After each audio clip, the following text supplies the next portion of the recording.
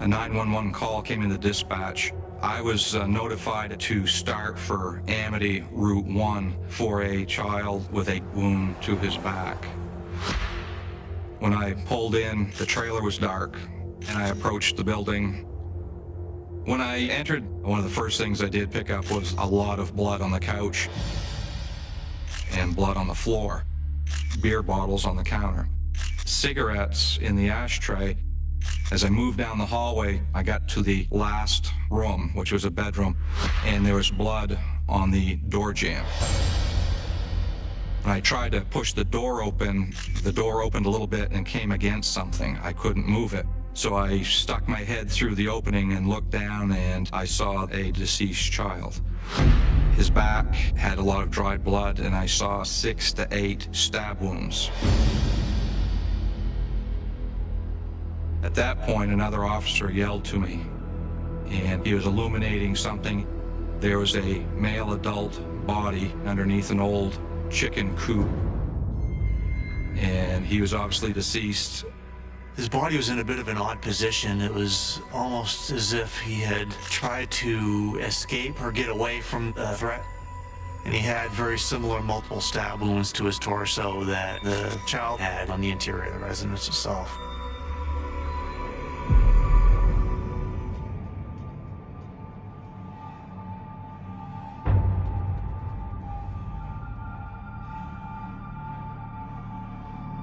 At this point, one of the troopers noticed a third body laying in tall grass right there in the driveway. There were so many stab wounds. He had a major gash across his throat. It looked as if his head was almost decapitated at this point.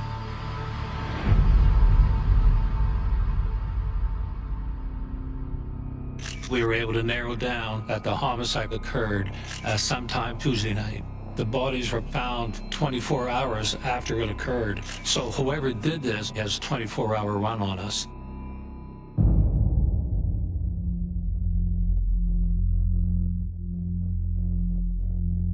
They found 3 beer bottles that were sitting on the cupboard. So we have 2 adult males that are dead. Is the killer responsible for the 3rd beer? Also in the cupboard, we found an ashtray. There are 2 different brands of cigarettes in that ashtray. One person normally doesn't smoke 2 different brands of cigarettes. Maybe one of them belongs to the killer.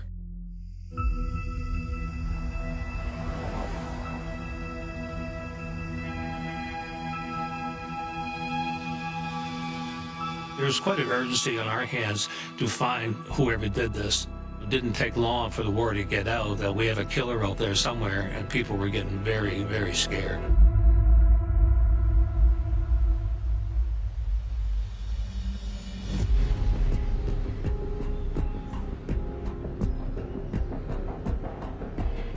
Bob Strout and his wife lived a short distance down the road on Route 1, and Detective Dale Keegan and I knocked on the door and basically told them what had taken place.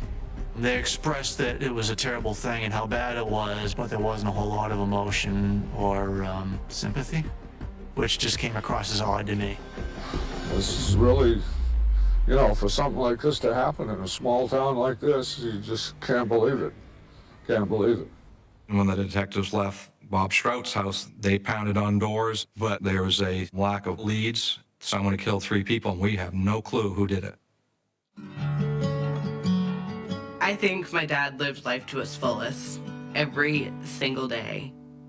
I remember me, him, and my great-grandfather actually planned a big hunting trip. We got stranded out in the woods, the car broke down, but, you know, my dad made the best of it. He put up some bottles that we could practice target shooting with. He really enjoyed life and enjoyed making the best of the little things. My dad and Jeff, they were really close. They did everything together. He was like family to me. We called him Uncle Jeff. He was a kind-hearted guy that he'd do anything for anyone. Jesse was a grade ahead of me. He was a jokester. He loved to joke, pull little pranks. Every Sunday was NASCAR day. Jeff would make a whole bunch of food for everyone, and me and Jesse would go play his PlayStation or we'd play on the computer. He was my best friend.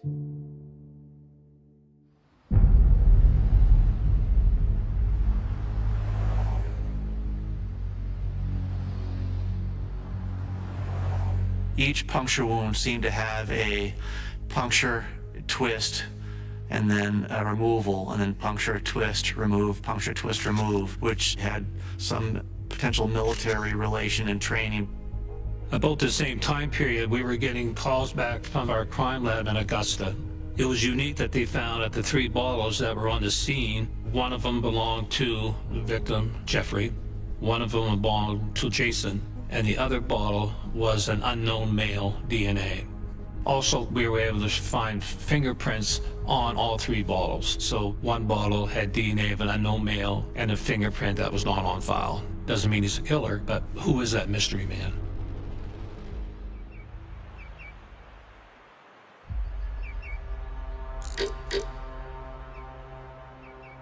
A few days into the investigation, we had a caller who described seeing smoke not far down the road off Route 1, not far from the scene, and investigators went down to that location and discovered the clearing in the wood where Jeffrey Ryan's pickup truck was located and had been set on fire. It was burned beyond recognition at this point. Also, we had a witness that saw a maroon-colored pickup truck nearby where Jeff's truck was found one day after the murders that they felt looked like Bob Strout's truck, and that it looked like Bob and a young male were in the pickup truck.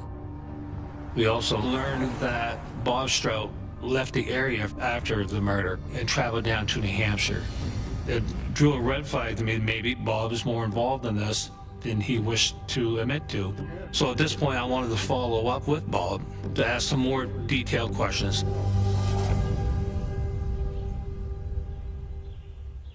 When we arrived at Bob Strout's house to speak with him, one of the questions we had for Bob was, why did you go to New Hampshire? He said, yeah, you're right. I went down to drop Thane off down there and left him there. This is the first time any of us ever heard of the name Thane. So, obvious question, who is Thane? Bob said that Thane Ormsby was a friend of the family. Thane was staying up here for a couple of weeks, living with Bob, and was up here at the time of the murder. A few days later, Bob took him to his new apartment down in Dover, New Hampshire. You know, red flag number 1, Thane's name's never been mentioned. Red flag number 2, Bob's taking him out of state, so we need to talk to Thane.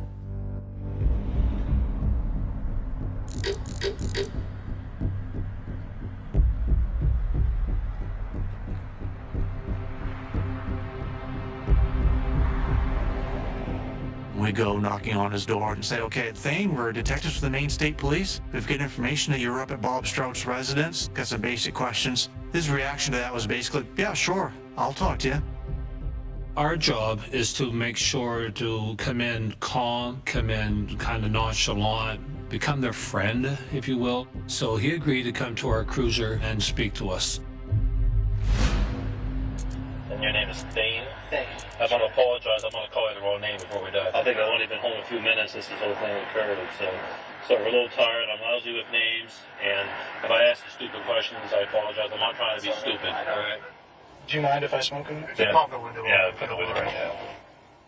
Obviously, you can't smoke in a cruiser, but I immediately said, yes, light up, because I wanted to see what he has for cigarettes.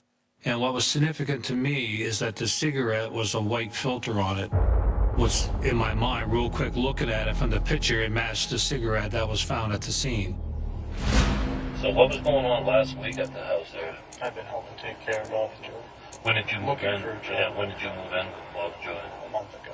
Now I was helping Bob take care of his chickens. Helping Joy fix How the did you get garden. along with Bob? Oh, me and Bob get along great. Mm-hmm. We'd stay up talking. And, this happened. We got a call. It must have been after midnight. Everyone was in bed. How did they handle that? They were shocked. Yeah. It was pretty upsetting news. So did you guys get up and stay up all night, or was you guys go down, Jeff, or? No. They got up, and I got up and heard the news. They were talking, but I went back to bed. I mean, I didn't know Jeff. I met him once. When was that? This was when I had first gotten up there. So it had been a few weeks prior. We came over to Bob and Joy's just for 15, 20 minutes. So So, have you ever been down to Jeff's house? Once. What was the about that? I came down just to ask about work, if he could help me find work. And he said he couldn't find me anything, but he had a beer with me. Do you remember when that was? It must have been almost the same day. A couple weeks ago? Yeah, the same day I met him. Oh, I thought you said that he came down there. He came down there and I went back up with him to have a beer. Oh. So it was one occasion I met him. Was Jason there during this time? Did he have a beer too, or was he there? Nope. I never met Jason. I never met Jeff's son. Okay, one of the things that we are asking for everyone that's been up in there, especially who's ever been to Jeff's house and stuff, is to rule people out. So we'd like to take some DNA samples. Would you be willing to give that? Yes. After we collected Thane's DNA and fingerprints, we got out of the vehicle, and basically Dale made the statement to him as he's shaking his hand by saying, you know, if you did this, we're going to get you. And Thane's response to that was, I know you will.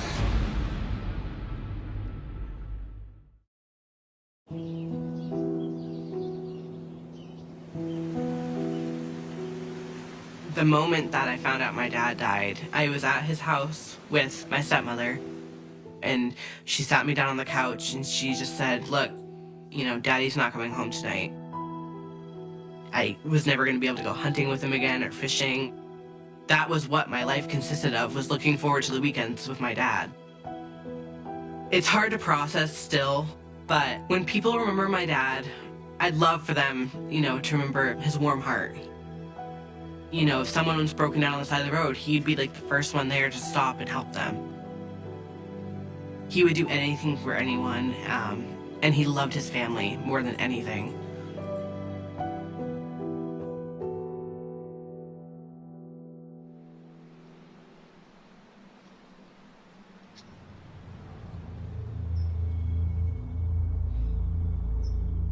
We got the DNA results back within a couple of days, and we were able to confirm that the DNA in that beer bottle, along with the fingerprints on that beer bottle, matches Thane Hornsby.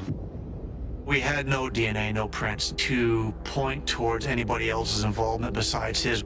So if he committed these murders, it's a high probability he did it by himself. But he was there staying with Bob Stroud at his house, so we have confidence Bob was involved, at least after the fact. Not necessarily in the actual murders themselves, but in an effort to help conceal Thane's involvement. We had a team of detectives that were going to put together and do a strategic interview with Bob at the same time that Detective Stoller and I were going to go to New Hampshire to interview Maine. We're going to do a simultaneous interview. You don't want them tipping off the other individual. So it's important to do these things simultaneously because you're taking them out of communication with each other. And if we find out Bob provided the information that we needed, that was the time we were going to put the added pressure on the Thane and change our interrogation strategy.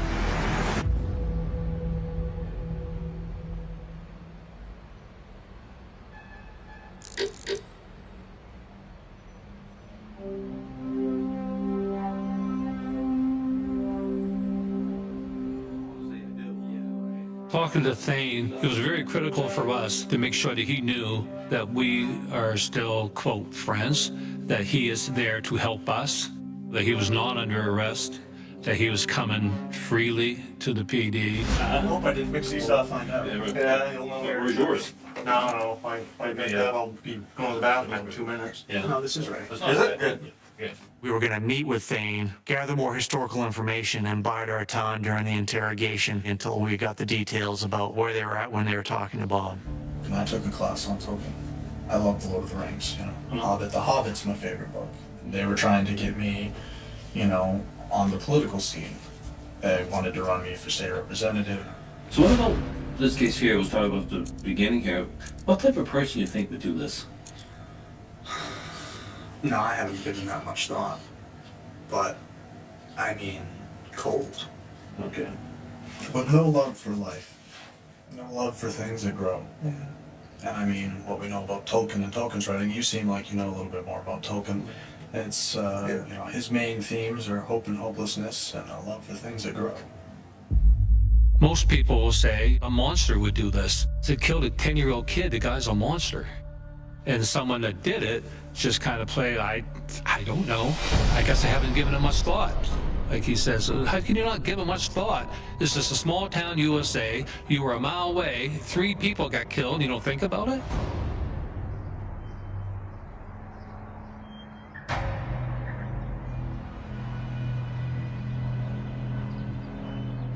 All right, Bob. Told you we'd probably be back. Here we are. I'd like to talk about Thane a little bit. Oh. How long have you known Thane? Oh, Lord, we've known Thane a lot of years. Do you consider Thane family? I mean, Oh, is it that yes. close? Oh, yes. Oh, yes. So that explains coming Oh, yeah. to stay with you. Oh, yeah. That's not of the ordinary. No. To help. No.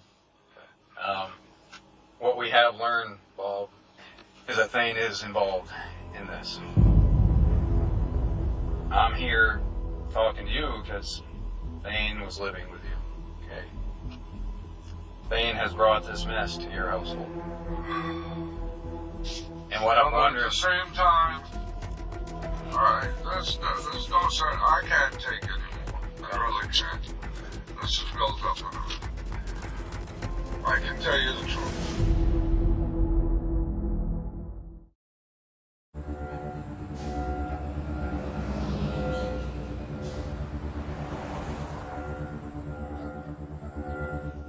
We talk about it? Come with me. What's that? Thane came through this path right here with his bicycle. And I'm sitting on the porch, and I'm looking, and he's puffing and panting, and he was all blood all over here. He had blood on his face, had blood on his pants, blood on his shoes. So I said, what happened? And he says, I've killed him.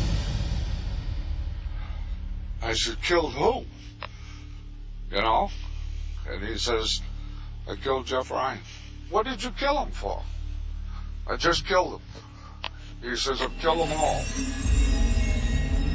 So then, he says, you've got to keep your mouth shut. He says, your family's going to be in danger. He says, I've known you a lot of years, and I know how you tick.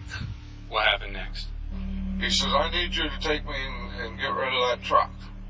So I did. I followed him. That's when he burned the truck. How did he burn the truck? Just torched it. That was it. Here's this horrible, heinous crime. You got 3 people stabbed to death. The community, the county, the state wants answers. They want this person reeled in quick before he does anything more. It's just a matter of whether you can prove who did it. Bob gave his rendition that Thane said that he did it, he killed them all. But no matter what Bob said, we still had to get that confession from Thane, so it isn't anything that he can get away from.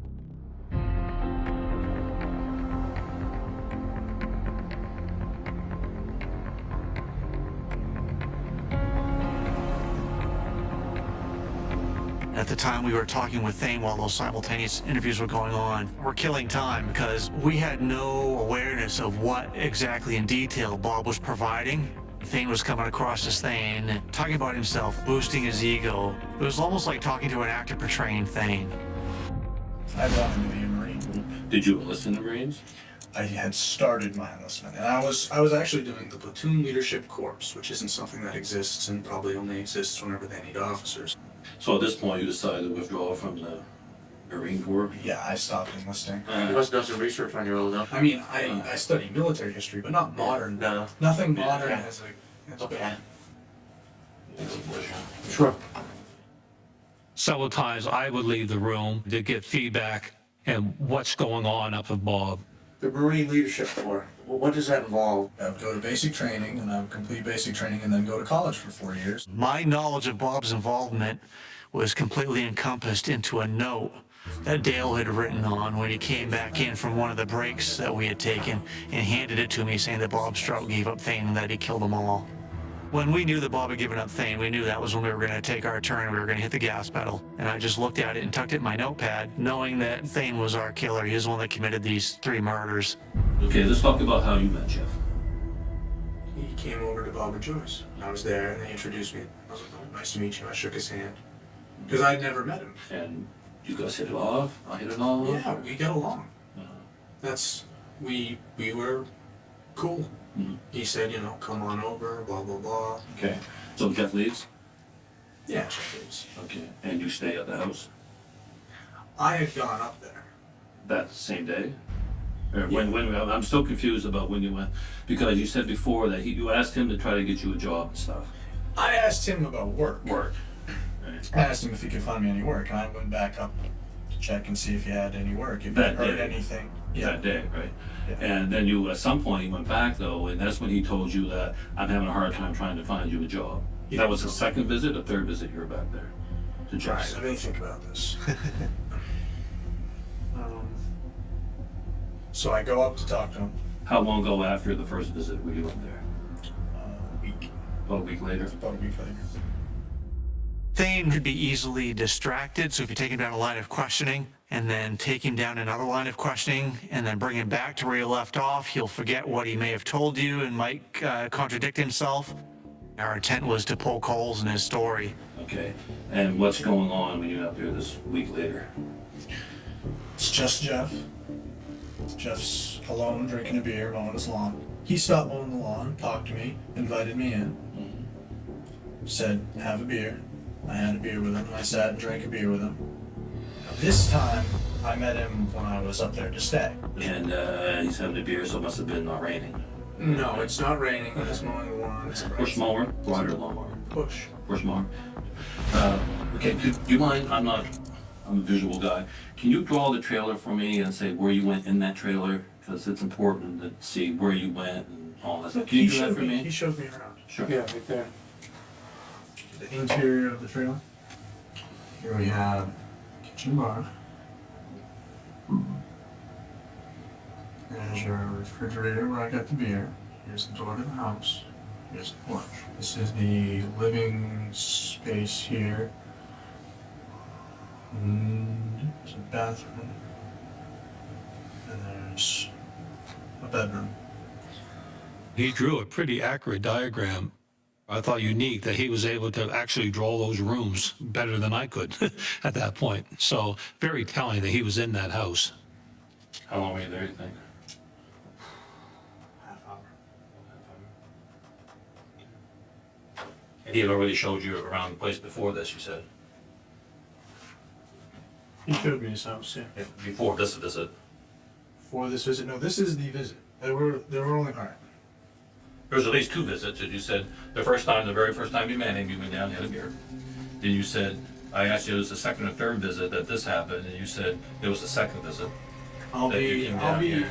straightforward. 'Cause there's no reason I I appreciate that. can't. Okay. Go ahead. There are only two occasions I've met Jeff. Uh-huh. The one where he comes down to the house, Right. and I combine those two occasions with Okay. a week later I come back. How many times you were at this house? Once. Once. I've only been there once. So the first time you said you went there after you had that very first time you met him. I said, but really that was the week later. Just to be simple. Why would you do that? Why would you confuse me like that?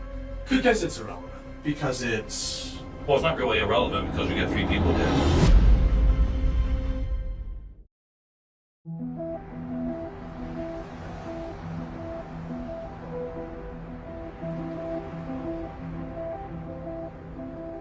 You also said you only were there that one time, and it was the same I event. was only there one time. I said it was the same event.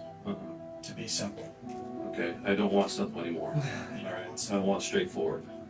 I could see where cracks were starting to happen in his story, where I caught him in a lie. I could feel my temperature going up. We got 3 dead bodies there, one involving a kid, and you're lying during an investigation. I find that very relevant. And I had to pull myself back under too, okay? Don't get nasty here. It's okay. So I quickly had to move on, but I wanted him to know that I do know what's going on here. Okay, now you're inside the house here, and it was just you and Jeff in that house? Because you said you never met Jason. I've never met Jason. Okay, now, you only had one beer in that house, you said? One beer. Okay. You smoke. Do you have any smokes in the house? I smoked one of his cigarettes. What type of filter was it? Was it a brown filter, white filter? It must have been a brown filter. If I told you it was white, would that screw you up? Yeah? I don't know. You said you never met the little boy. Never met the little boy. When you say he showed you the house, did you go through the house? Do you think you run by room, or did you just say? Did you go down in here? No. How do you know there was a bathroom there? You drew that. You drew that. Because I asked. You asked Jeff. I asked him where the bathroom was. Yeah. Did you go to the bathroom? No, Why not? I didn't have to go to the bathroom. Why did you ask where the bathroom was? In case I needed to go to the bathroom. Are you kidding me? Why would you ask him in 10 minutes, hey, where's the bathroom? Down the hall. You know, you've been with us now for a couple hours here. You never once asked Our that question. conversations wandered. You can see him thinking like, oh crap, you caught me in another lie. He wanted to distance himself from where the boy was down that hallway. He ran down the hallway, hid in the master bedroom, so he would have had to walk right by the bathroom to kill him. We've put him on the defensive, and he's trying to scramble to come up with explanations for the questions we're asking him. He just is befuddled. And I think this is the first time that he's felt like he's kind of losing control. Okay. So you've never ever been down that hallway? So there's no way in hell that your DNA is going to be down in this area anywhere? No. Is what you're telling me. That's what I'm saying. Have you ever been back to the sheds? No. And there's no way in hell that your DNA is going to be back in here anywhere. So this event here, where you were inside, was about a week before this murder happened. Maybe 2. Maybe 2 weeks. Never met Jason. Never met Jason yet. Well, now we have a problem. Why? All right. Inside that trailer, there's a bottle sitting there, 3 bottles. And in that trailer also, we have your DNA and fingerprints on one of the bottles. So, maybe you're mistaken about why that happened, but I want you to straighten it out now. Okay. See this picture? Yes, sir. 3 bottles, right? This one's yours. One of these is Jason, and one of these is Jeff. Your fingerprints on that match with the fingerprint I got the other day. Your DNA is in that bottle. This bottle here belongs to Jason, who you never met. I never met. The beer's half full. The beer's half full. The beer's half full. I thought I finished my beer. But it couldn't have been. Even if you did finish the beer, let's say that bottle's empty. That bottle would have been moved. No way in hell that bottle sat there for 2 weeks. If anything, it sat there for a couple hours. So we have a problem with that. We need to know why that bottle is there, why you were in that house a couple hours before the murder. Just tell me how this all happened.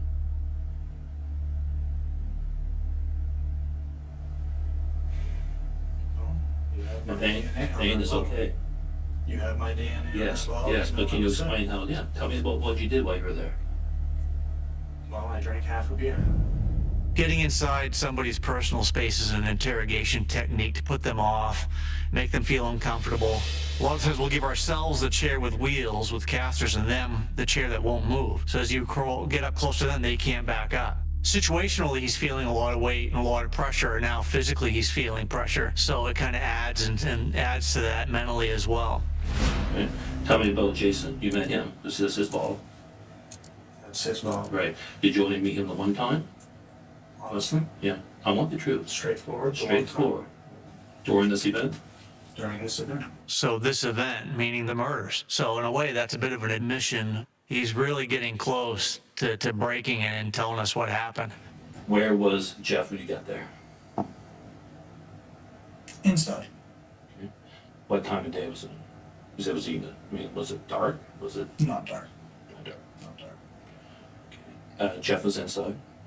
Was Jason inside? Inside. Jason was inside. They Was were- a little boy inside? At the counter, having a beer. Yeah. Inside, playing TV. When you walked in, were they okay to see you? Yeah. I'm asking. Yeah. Okay. Yeah. And they offer you a beer. Yeah. You go to the refrigerator and get the beer. Yeah. You stop, you sit at the table, and you're sitting here, and you're having a smoke. At this point, you have a smoke. Right? Yeah, I smoked cigarettes. Yeah. You had at least 2 cigarettes. That's right, I was smoking Black Hawks that night. Yeah. With the white box. Right. You know more than I know. Look, I know everything.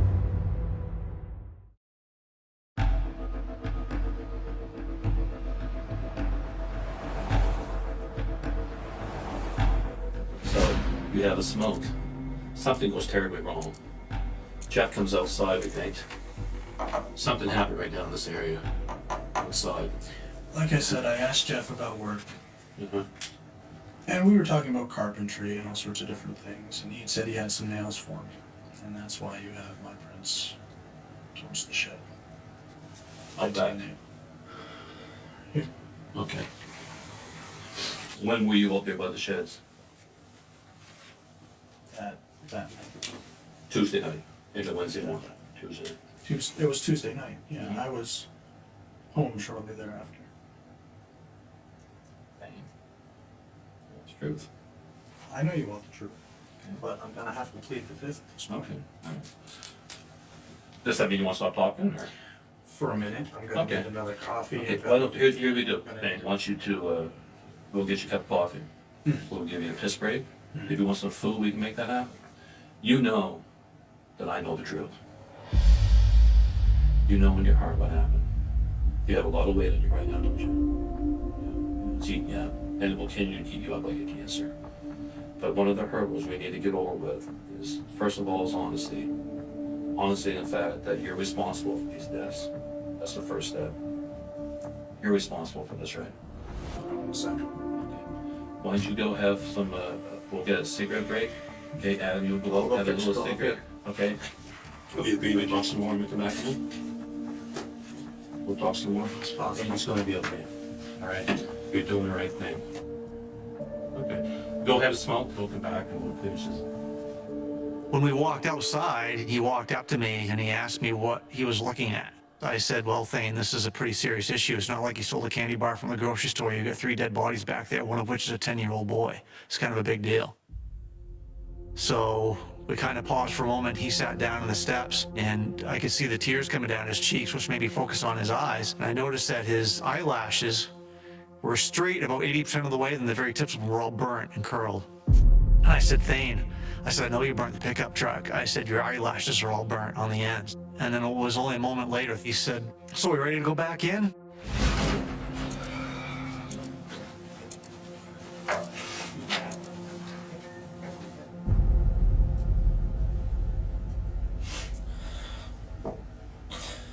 This is the first time I've cried. Yeah, it's a lot to process. Where do you want to start? Where would you like to start? When did you go up there that night? Tuesday night. Tuesday night? What time Before was dark. it? Before dark? 6, 7. Jason was there at this point? Jason was there. Okay. What happened? Everything was going fine, to tell you the truth. And I did see Jesse, and Jesse was in the living room. And he was playing video games, and we were just mildly introduced. So, things were going good at first. Things were going fine the whole time, until It happened.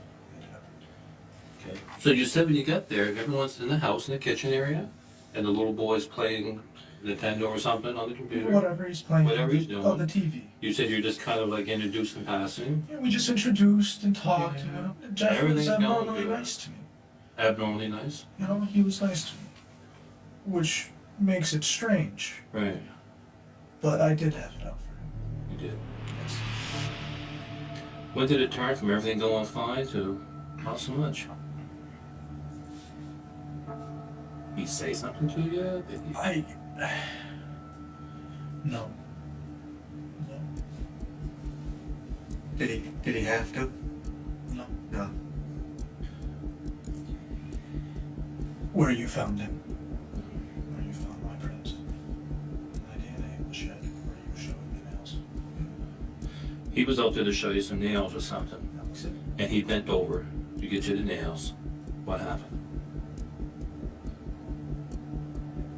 I think you have. I like to hear, you know, I have theories, but I like to hear your side of the thing.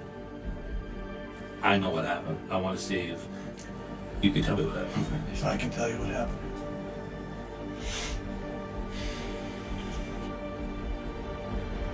I killed him.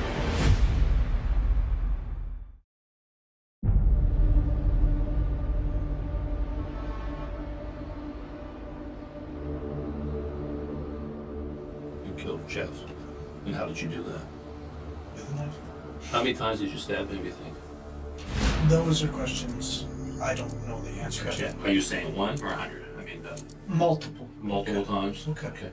Obviously, this is premeditated murder, is the term you used for it. I don't know. Yes, it is. It is? It is. Did you go there planning to kill him? Yes. You did? All right. How long before this were you planning this? It was really kind of a new revelation. Were you planning it like for days? Weeks? Maybe days. My plan was to kill Jeff Ryan and leave no witnesses and evidence. Okay. Right. Unfortunately, Jason was there. Fortunately, Jason and Jesse were there. So you kill him outside. What happens then? You have a lot of blood on you at this point. At this point, I'm in a mode. I'm scared, and I have to finish what I started Mm-hmm. in my mind. Mm-hmm. It was a job. It was like a hit to me. Mm-hmm.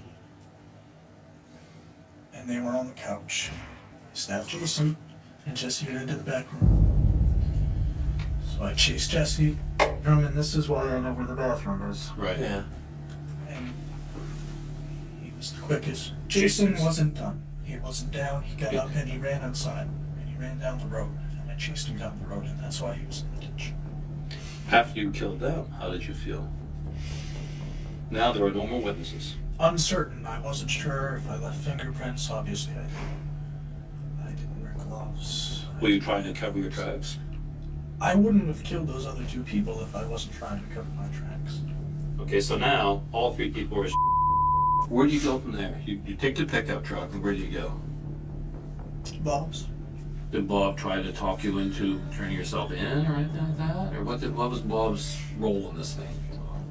He didn't want to see me go down. And that's all. And he gave you a ride down to burn that truck? Just you and Bob, the only ones there. Finally, we got a confession. We have enough now to arrest him. Now everything else on top of that will just add to it. What were you thinking the last couple of days? Since we came here the other day and I told it to you, I wanted to get you, you said I know. What's going on in your head? What are you thinking? About the bottle, about the fingerprints. About You things wanted to know what said. we had. I could tell you knew. Yeah. And you could tell I knew you knew. Yeah. Why didn't you run? because it's not in me. Where would I go? And I'm like, yeah, I could slip out the back door and live in the woods, but For how long? for how long? What I'd like to have you do, if you're willing to, would you be willing to write us a statement? I can do my best. You can do your best. And you understand that you didn't have to talk to us, right? I understand that. Okay. I could have not Right. said anything. I could have asked for a lawyer. I didn't have to tell you. Right. It's very important to me that I'm treating you okay. Understand? Yes. Do you want something to eat? Murder doesn't make you hungry. I will let you write a statement out. Like again, start where you feel is important, and right up until now. Pull up my chair, or this has got to be the strangest statement you've ever received. What did you do it for? Honestly, I did it to test myself, To test yourself? to see if I was proficient. I spent my childhood wanting to be a soldier. I guess a case like this will always have questions of why. Why would he go down there to kill Jeff? It made absolutely no sense to me. What he did was horrible. It was horrible. But we had accomplished what we wanted to accomplish. We reached the end goal, and the end goal is for him to confess to the murders. Okay, I'm taking coffee. They're going to arrest you for being a fugitive from justice. Okay. You're going to be charged with 3 counts of murder from the state of Maine. All right. Could I maybe finish my coffee? No, it's not. Okay.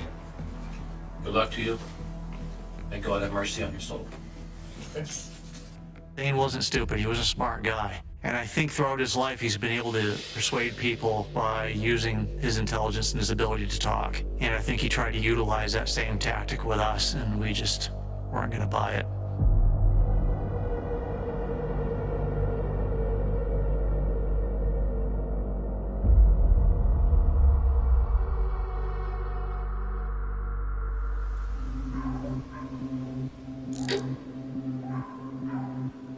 The job isn't over. There's still investigation work that needs to be done back up in northern Maine. If you can find the murder weapon, that is very important. There was a swampy area right off the side of Route 1, and Thane literally just took the knife and threw it right into the water. So once we gathered information from Bob about the location of it, we elicited the use of the Maine State Police dive team to go up to that area to try to locate the knife, and they actually were able, through the use of a dam, lower the water level down enough to expose it laying right there. It's all fills in one piece of the puzzle and glues aspects of the case together.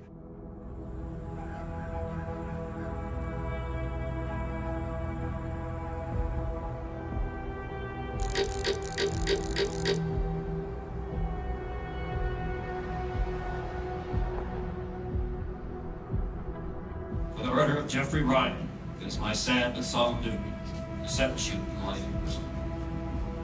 For the murder of Jesse Ryan, it is my sad but solemn duty to sentence you to life in prison. For the murder of Jason DeHaan, it is my sad but solemn duty to sentence you to life in prison. Thane was convicted.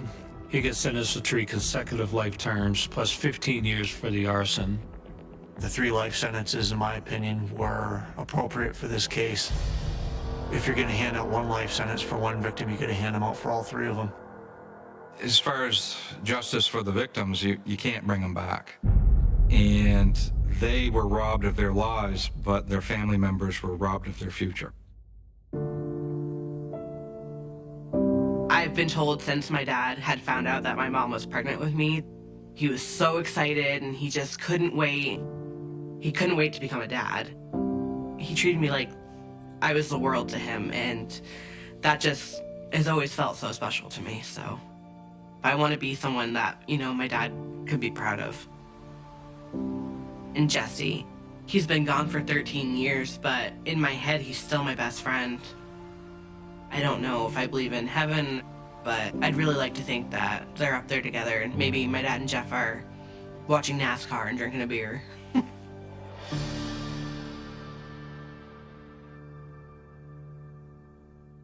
The winter sunlight in Parkland, Florida, filtered through the rows of palm trees, casting long, thin shadows across the quiet streets. It was Valentine's Day, a day typically filled with soft laughter, pink hearts, and the nervous excitement of teenagers passing cards and small tokens of affection. The air was warm, too warm for February, sticky with the heavy humidity that clung to the skin, making the simple act of walking from one building to another feel slightly oppressive. Inside Marjorie Stoneman Douglas High School, the hallways were buzzing with energy. Students moved between classes in small clusters, chatting, laughing, slinging backpacks over shoulders, their voices overlapping into a familiar chorus of adolescence. Somewhere in the crowd, a few students whispered about their plans for the day, lunch with friends, a quick stop at the store, maybe a quiet moment in the library. No one imagined that the ordinary rhythms of a school day were about to be shattered in a way that would forever change their lives and the nation's consciousness. At precisely 14:19, the rhythm broke.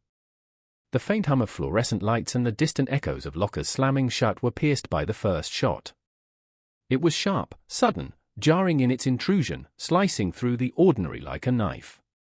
Students froze mid-step, some clutching their chests as adrenaline surged, others ducking instinctively behind nearby walls. The sound was unmistakable, a gunshot, then another, each successive report pounding through the halls, ricocheting off lockers and doors. Fear rippled instantly.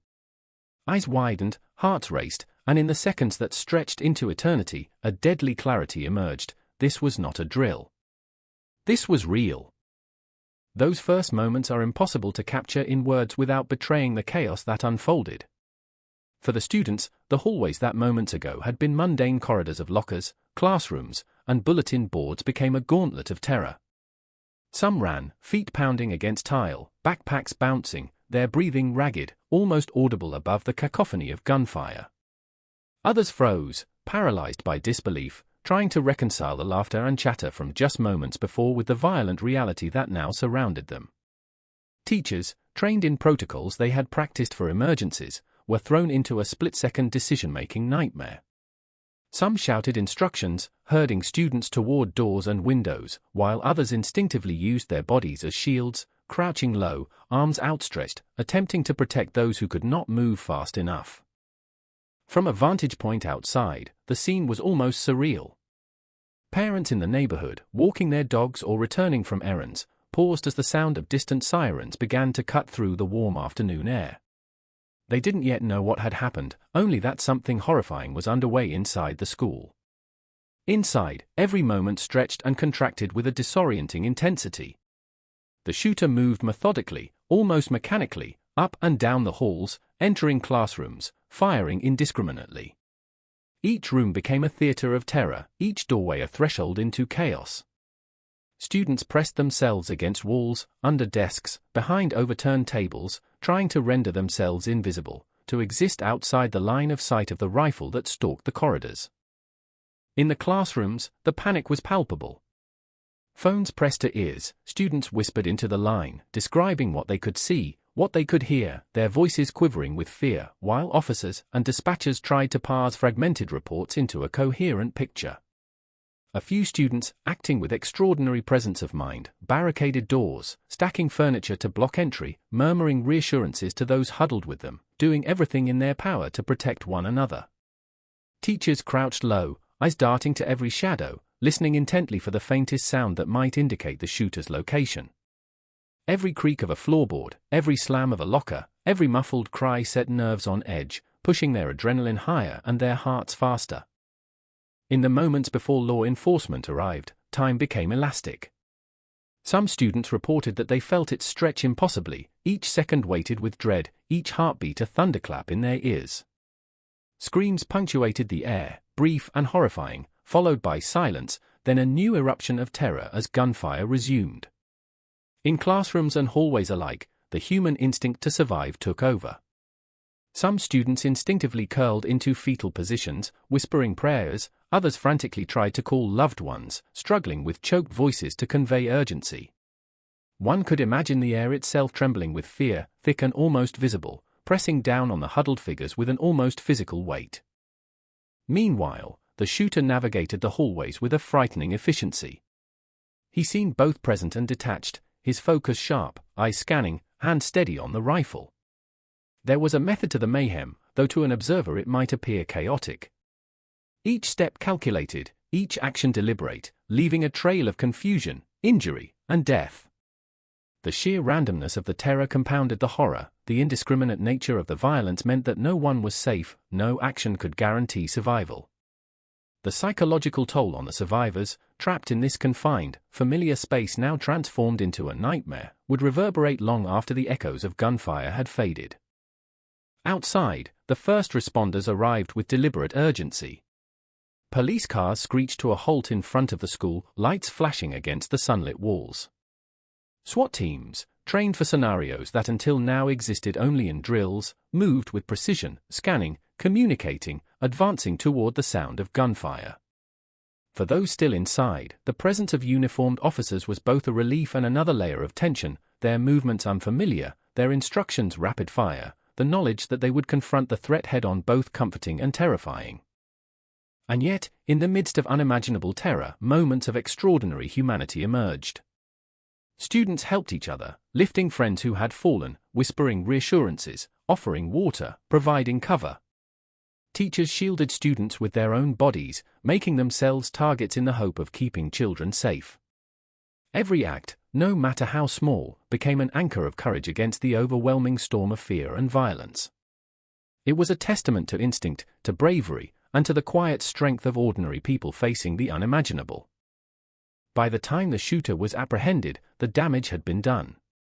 17 lives lost, 17 more injured, and an entire community left reeling. The physical destruction inside the school, the shattered glass, spent casings littering floors, overturned desks, bloodstains, was mirrored by the emotional devastation that rippled outward into families, neighborhoods, and eventually, a nation. Parkland was forever changed. Children who had walked these halls laughing and joking would carry the memory of this day for the rest of their lives, their innocence shattered in minutes, their perspectives forever altered. The story of that afternoon, however, is not solely one of death and despair. It is also a story of response and resilience. Of first responders who charged toward danger when everyone else was fleeing. Of teachers and staff who sacrificed their own safety to protect those in their care. Of students who, in their moments of terror, demonstrated quick thinking, bravery, and humanity. And of a community and nation forced to confront the limits of safety, the presence of threats in spaces once considered sanctuaries, and the urgent, pressing questions about prevention, accountability, and protection. That moment at 1419 was the pivot point, a single instant that divided life into before and after. The ordinary afternoon of laughter, lessons, and mundane chatter gave way to an extraordinary test of human courage and survival. For some, it was the day they first confronted mortality. For others, it was the day they first discovered the depths of bravery and resilience that could exist within themselves and their peers. The echoes of gunfire faded into the afternoon air, but the ripples of fear, grief, and action spread outward, touching every heart in Parkland and sparking conversations, movements, and reforms that would shape the national dialogue for years to come.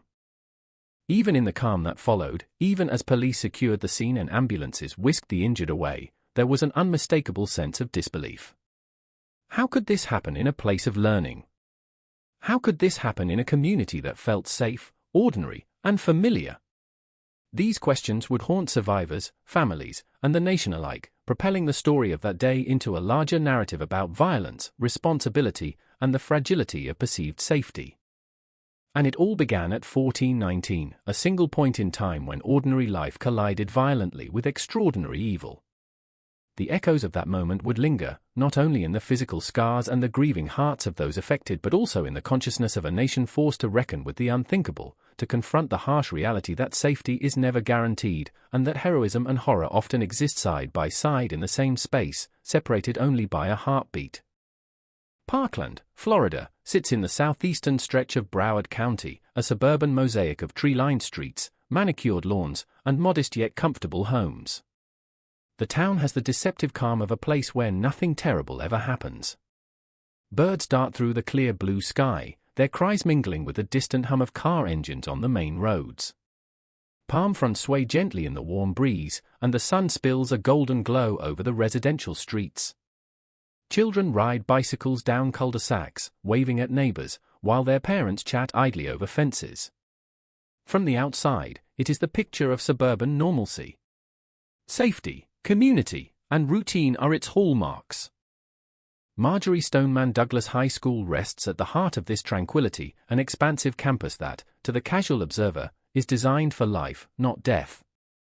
Its low, flat-roofed buildings stretch across several acres, connected by wide walkways and open courtyards where students gather between classes. The school is surrounded by well-kept athletic fields, parking lots dotted with cars, and rows of shaded benches. On any ordinary day, the campus resonates with a mix of youthful energy, the clatter of sneakers against concrete, laughter spilling from classrooms, the rhythmic slamming of locker doors, and the occasional distant whistle of a coach supervising practice.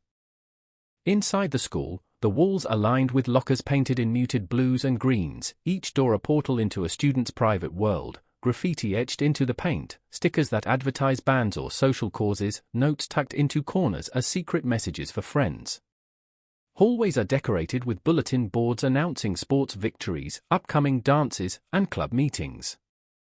Cafeterias, once a haven for chatter and camaraderie, exude the mingling sense of pizza, cafeteria food, and the faint aroma of hand sanitizer.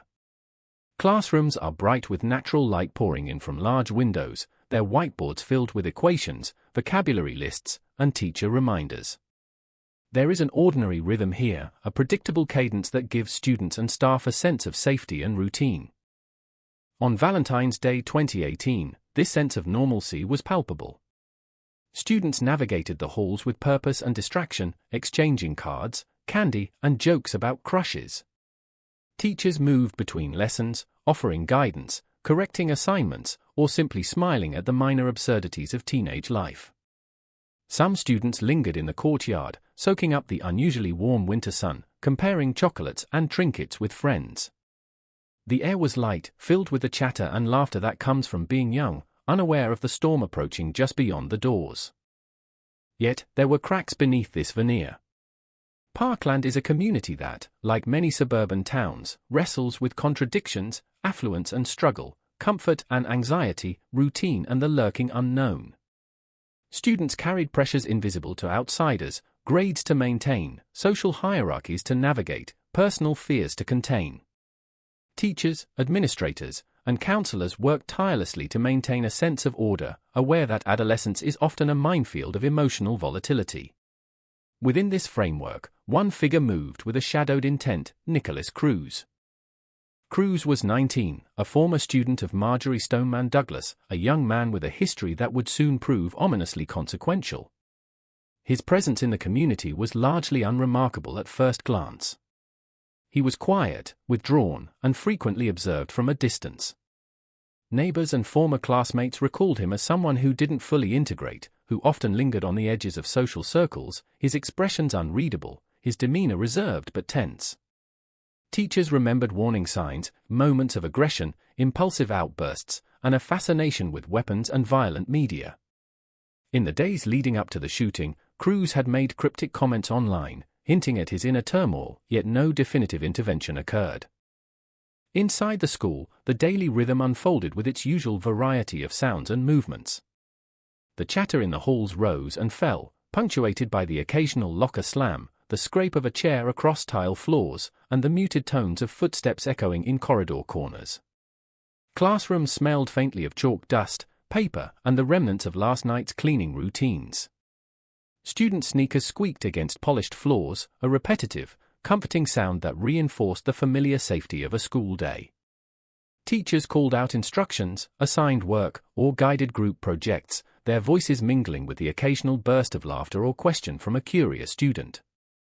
The physical layout of the school added to the complexity of the environment.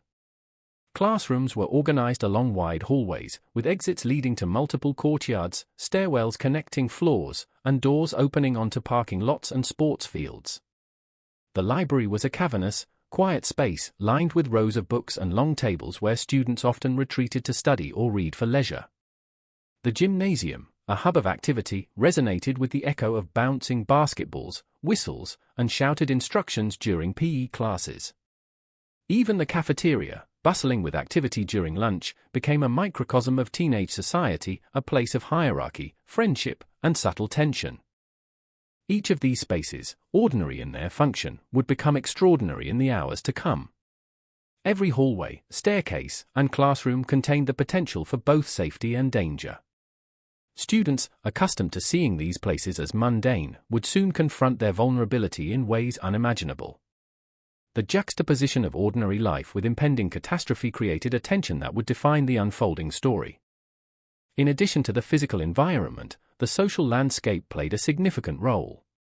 Parkland students had their own networks of friends, cliques, and confidants, each relationship a thread in a complex web of interpersonal dynamics. Teachers and staff were familiar with these connections, aware of the challenges that came with adolescence, the pressures of grades, peer acceptance, and the navigation of complex emotions. Administrators maintained routines designed to safeguard learning while fostering a sense of community, yet even with these structures, vulnerabilities existed. Cruz, an outsider in many respects, would exploit these gaps, not just physically but psychologically, disrupting the fragile sense of security that the school had cultivated. Beyond the immediate school environment, Parkland itself carried the echoes of prior incidents and broader societal anxieties. Florida, like much of the United States, wrestled with the implications of gun ownership, access to firearms, and community safety. The town's residents were aware, on some level, of the potential for tragedy, of the possibility that the ordinary could be shattered by extraordinary violence. Yet the cognitive dissonance of suburban life often allows such concerns to remain abstract, distant.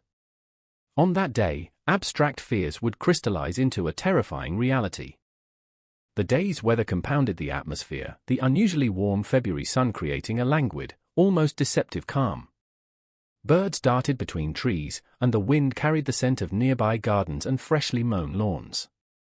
Inside the school, the sunlight streaming through windows created dappled patterns on floors and walls, illuminating spaces where students moved casually, laughing and joking, unaware that these same sunlit halls would soon echo with screams. The warmth, the brightness, the sense of normalcy, all of it contributed to a stark contrast with the violence that would erupt within minutes.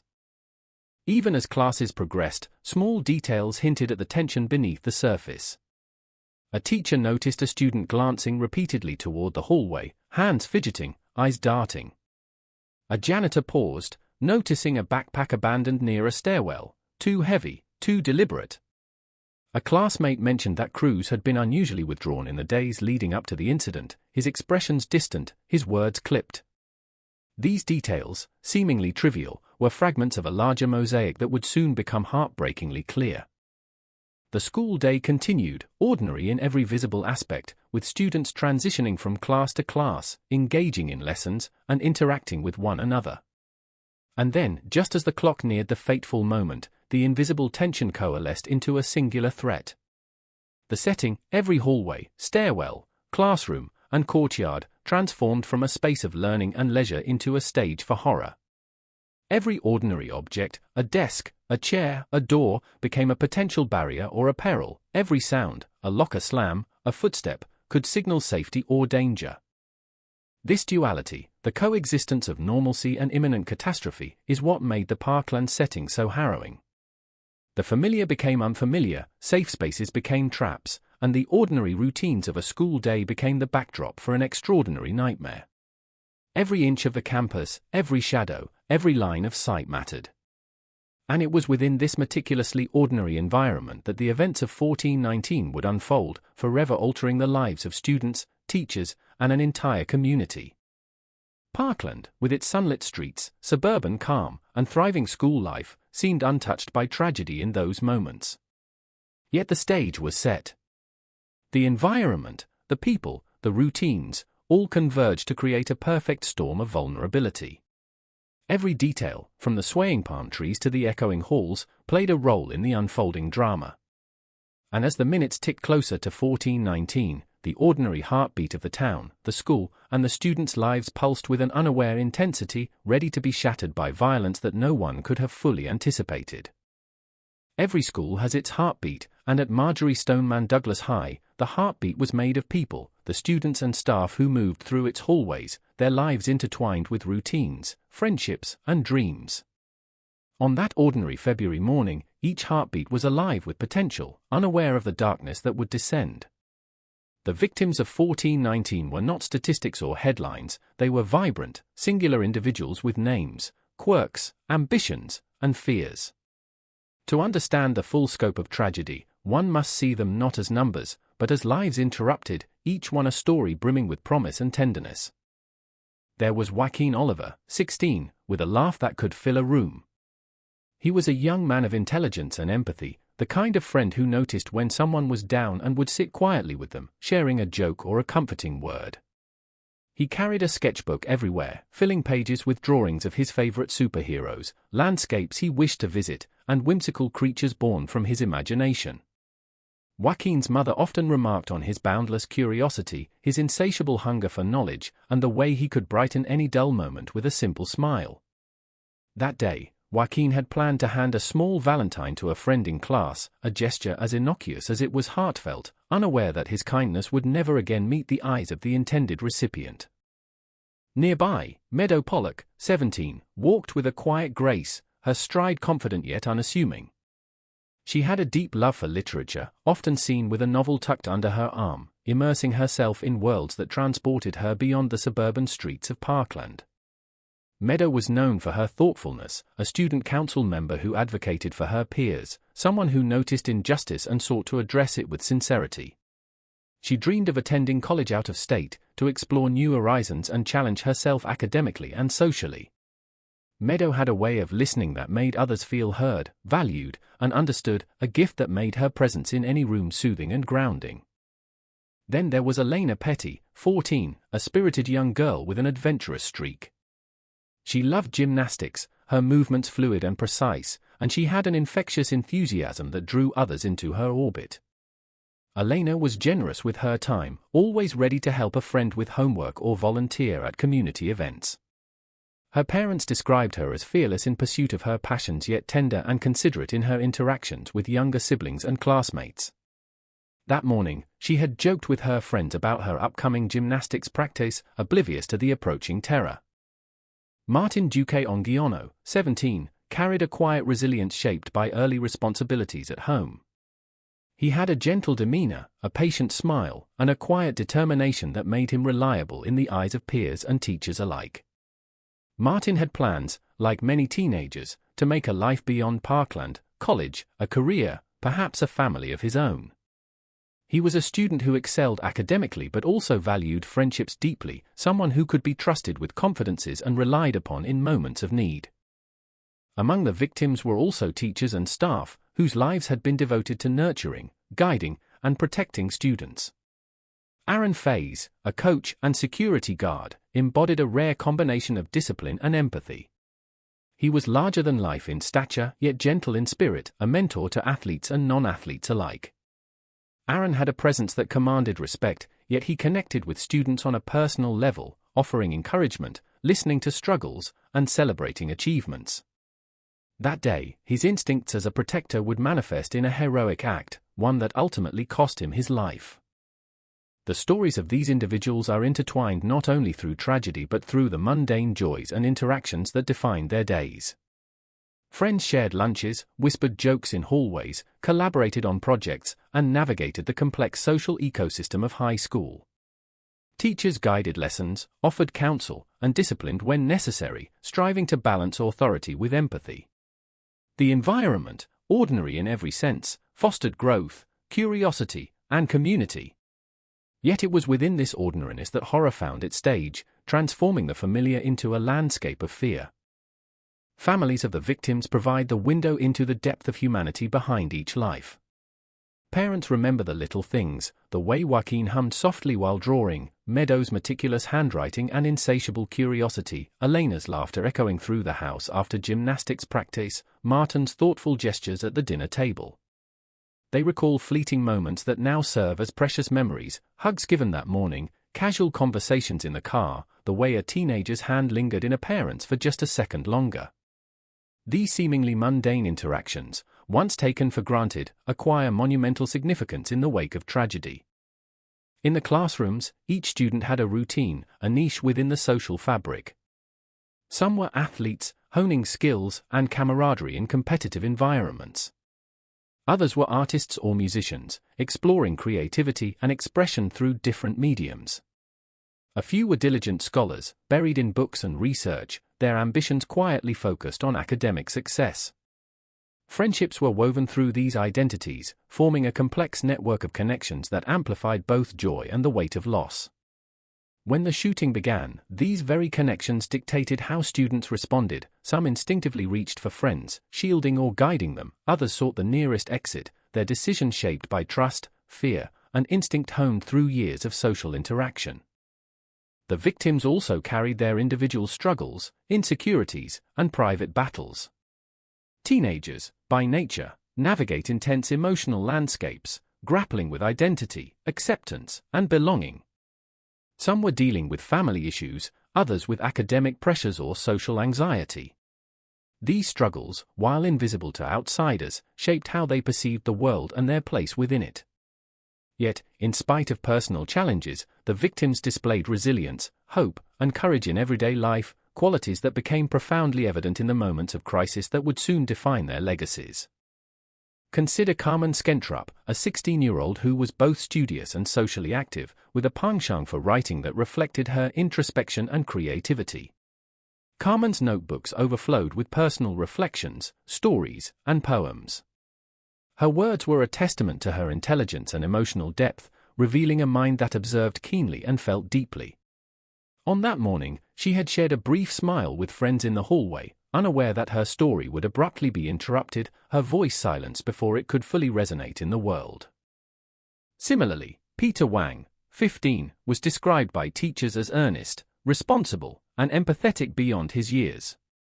He was involved in the school's leadership programs, volunteering his time to mentor younger students and participate in community initiatives. Peter's life was a blueprint of potential, an individual poised to contribute positively to society, whose energy and compassion had already begun to leave an imprint on those around him.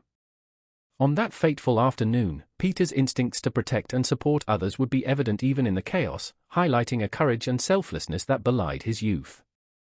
The collection of victims, each with distinct personalities, dreams, and quirks, formed a tapestry of human experience abruptly disrupted by violence. Their stories are inseparable from the broader narrative of the school, the community, and the day itself. Each life held potential for future achievements, relationships, and moments of joy that were tragically denied. Their individuality, their laughter, their ambitions, their kindness serves as a poignant reminder of the human cost behind statistics and headlines. Even as news outlets later reported the numbers, families and friends grappled with the intimate realities: empty bedrooms, unreturned texts, unshared meals, birthdays that would never be celebrated together. The grief of those left behind was not a public statistic but a deeply personal, enduring ache. Siblings who shared morning routines, parents who had driven them to school, friends who had exchanged casual greetings, each person confronted a void that would persist long after the physical evidence of the tragedy had been cleared. The victims' lives, ordinary yet remarkable in their individuality, set the emotional foundation for the narrative to come. Understanding who they were, beyond the headlines, beyond the violence, is essential. Their dreams, actions, and relationships contextualize the horror that followed, grounding it in real human stakes. Every small detail, the way a student twirled their pencil absent-mindedly, a teacher's quiet encouragement, a friend's whispered joke, becomes significant when placed against the backdrop of terror. These details, seemingly trivial in daily life, now illuminate the gravity of loss and the depth of human resilience in the face of sudden, unimaginable violence. In the quiet moments before the first gunshot, the students and staff of Marjory Stoneman Douglas High existed in a world defined by the ordinary rhythms of life: school bells, chatter, laughter, and the pursuit of personal goals. Each individual was a universe of thought, emotion, and potential, their lives interwoven with friends, family, and community. And it was within this ordinary, living mosaic that the extraordinary violence would erupt, transforming these universes forever. The ordinary became the canvas for horror, the familiar turned deadly, and the individuals who had navigated this world so unassumingly became the central figures in a tragedy that would ripple far beyond the confines of Parkland, Florida. By centering the victims as individuals with full, complex lives, the story demands empathy and attention. The tragedy is not abstract, it is intimately human, steeped in the heartbreak of lives interrupted and potential unrealized.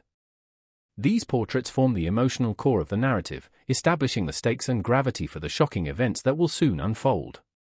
The audience is invited not only to witness history but to connect, mourn, and remember the human beings who were caught in a moment of unimaginable violence, each heartbeat echoing long after the tragedy itself. The clock on the classroom wall ticked steadily, a mundane sound that, moments later, would seem surreal to those who survived. Students were mid-conversation, pencils scratching against paper, the low murmur of teachers guiding lessons drifting across the room. It was 1419 when the ordinary fractured. A sharp, deafening crack echoed through the hallways, like a sudden thunderclap indoors, unexpected and wrong. The first gunshot ripped through the air, abrupt and foreign against the familiar rhythm of the school day. In an instant, the mundane turned terrifying. Students froze mid-action, some in mid-step, others hunched over desks, their bodies instinctively curling inward, hearts hammering with a mix of confusion and rising fear. The shooter, Nicholas Cruz, moved methodically, each step precise, almost mechanical, his eyes scanning for targets. The rifle in his hands, a legally purchased AR-15, gleamed coldly under the fluorescent lights. The metallic scent of the weapon and gunpowder seemed to invade the air, mingling with the sudden sharp tang of fear. The first few seconds were chaotic, unstructured yet terrifyingly precise. Students shouted, "Lock the door," and scrambled for cover. Desks were overturned, chairs pushed against handles, but the hallways offered little protection against the speed and ferocity of the assault. Every corner of the building, the stairwells, the corridors, the classrooms, was now a potential death zone. The sound of the gun echoed off lockers, bouncing unpredictably, amplifying the terror. It wasn't just the noise, it was the certainty it carried. Every shot, every crack, was a reminder that safety was an illusion, that life could be extinguished in an instant. Inside classrooms, the atmosphere shifted from confusion to absolute terror. Students whispered frantically into phones, describing the shooter's movements, their voices trembling and breaking. "He's in the hallway, he's shooting, we can't get out," they said, each word laced with disbelief and horror. Teachers acted quickly, barricading doors with whatever furniture could be moved. a teacher in one room grabbed a group of students, pulling them into a corner and covering them with her body, a shield of courage in the face of unimaginable danger. Her eyes were wide, scanning the room, listening for the slightest hint of the rifle's presence. Each creak of the floor, each muffled thump in the hallway set nerves on edge, a terrifying uncertainty that stretched seconds into eternities. Cruz moved with deliberate motion, entering classrooms with the precision of someone who had rehearsed this in his mind countless times. He fired multiple rounds, the reports rapid, echoing, and relentless. Students pressed themselves into corners, desks, and walls, some sobbing, others holding friends close.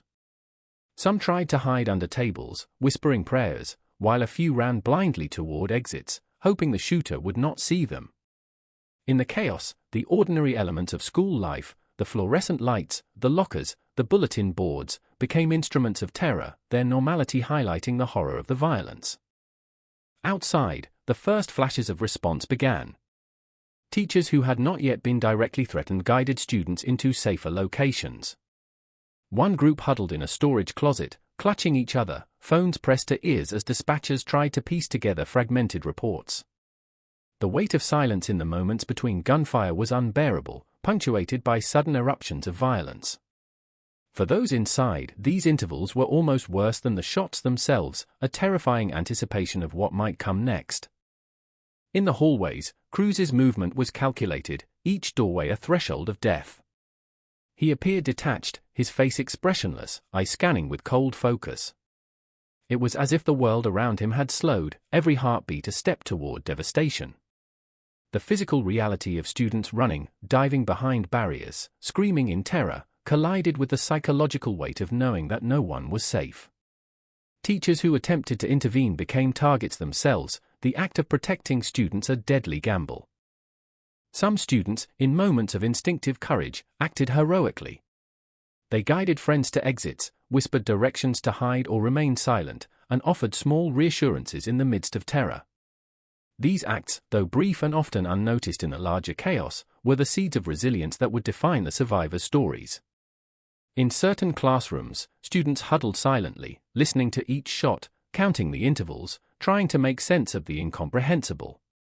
The human mind, faced with imminent death, clings to pattern, even in chaos. The corridors themselves became psychological traps. Every turn, every corner, held potential death. Lockers that had once stored books now offered fleeting cover, their metallic walls cold against trembling hands. Stairwells became gauntlets, echoing with each footstep, each breath. The familiarity of the school, hallways walked daily, classrooms attended countless times, was now a deadly labyrinth. Every detail mattered, the angle of a doorway, the creak of a floorboard, the flash of light reflecting off a window. The ordinary became extraordinary in its capacity to conceal and reveal, to protect and endanger. For Cruz, the act of shooting was both impulsive and methodical. His prior fascination with firearms and violence manifested in movements that were precise, efficient, and terrifying. He targeted indiscriminately, choosing victims without bias, leaving survival to chance.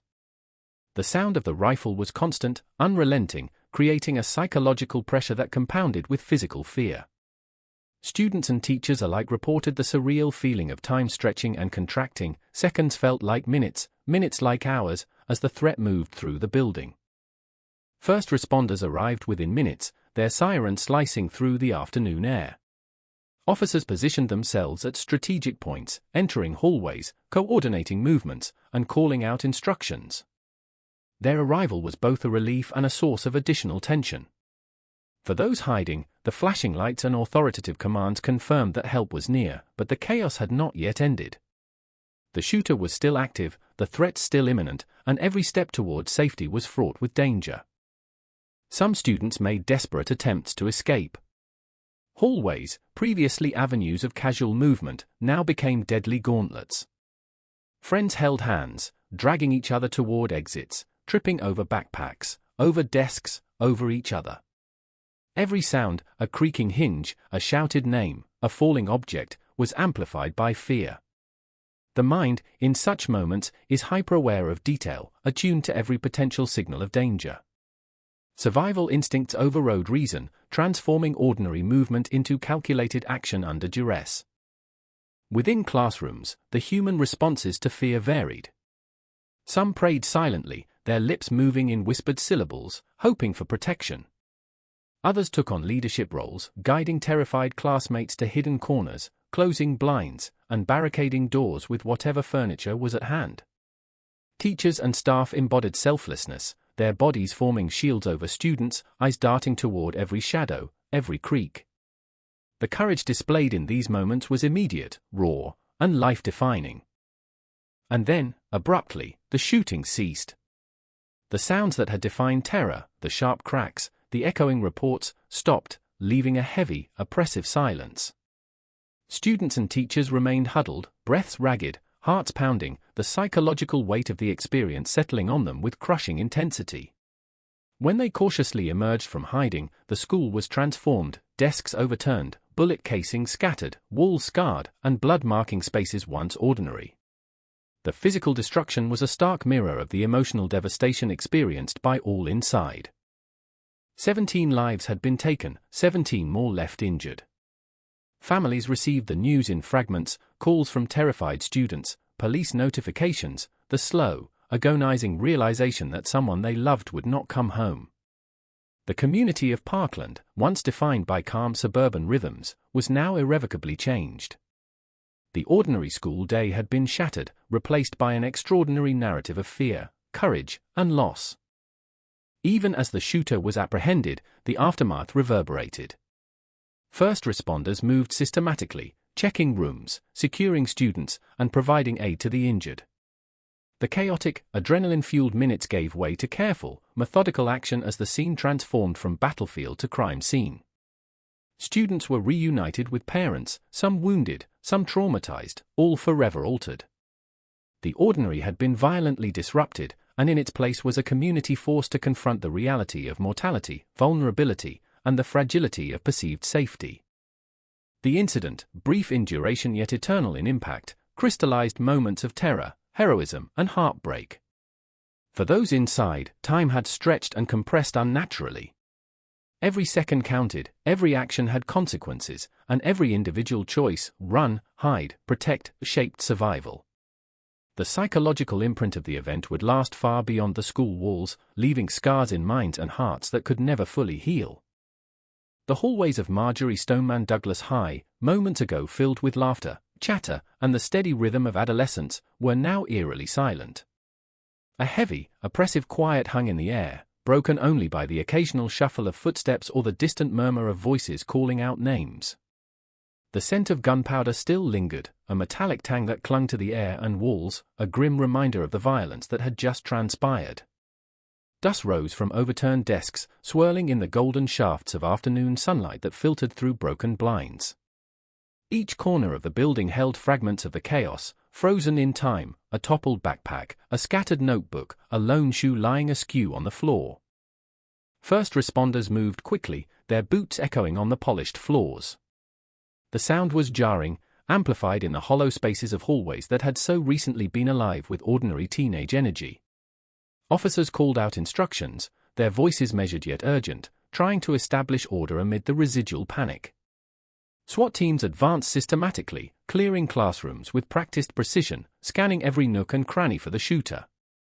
They encountered locked doors barricaded with furniture, some partially broken by students desperate to protect themselves.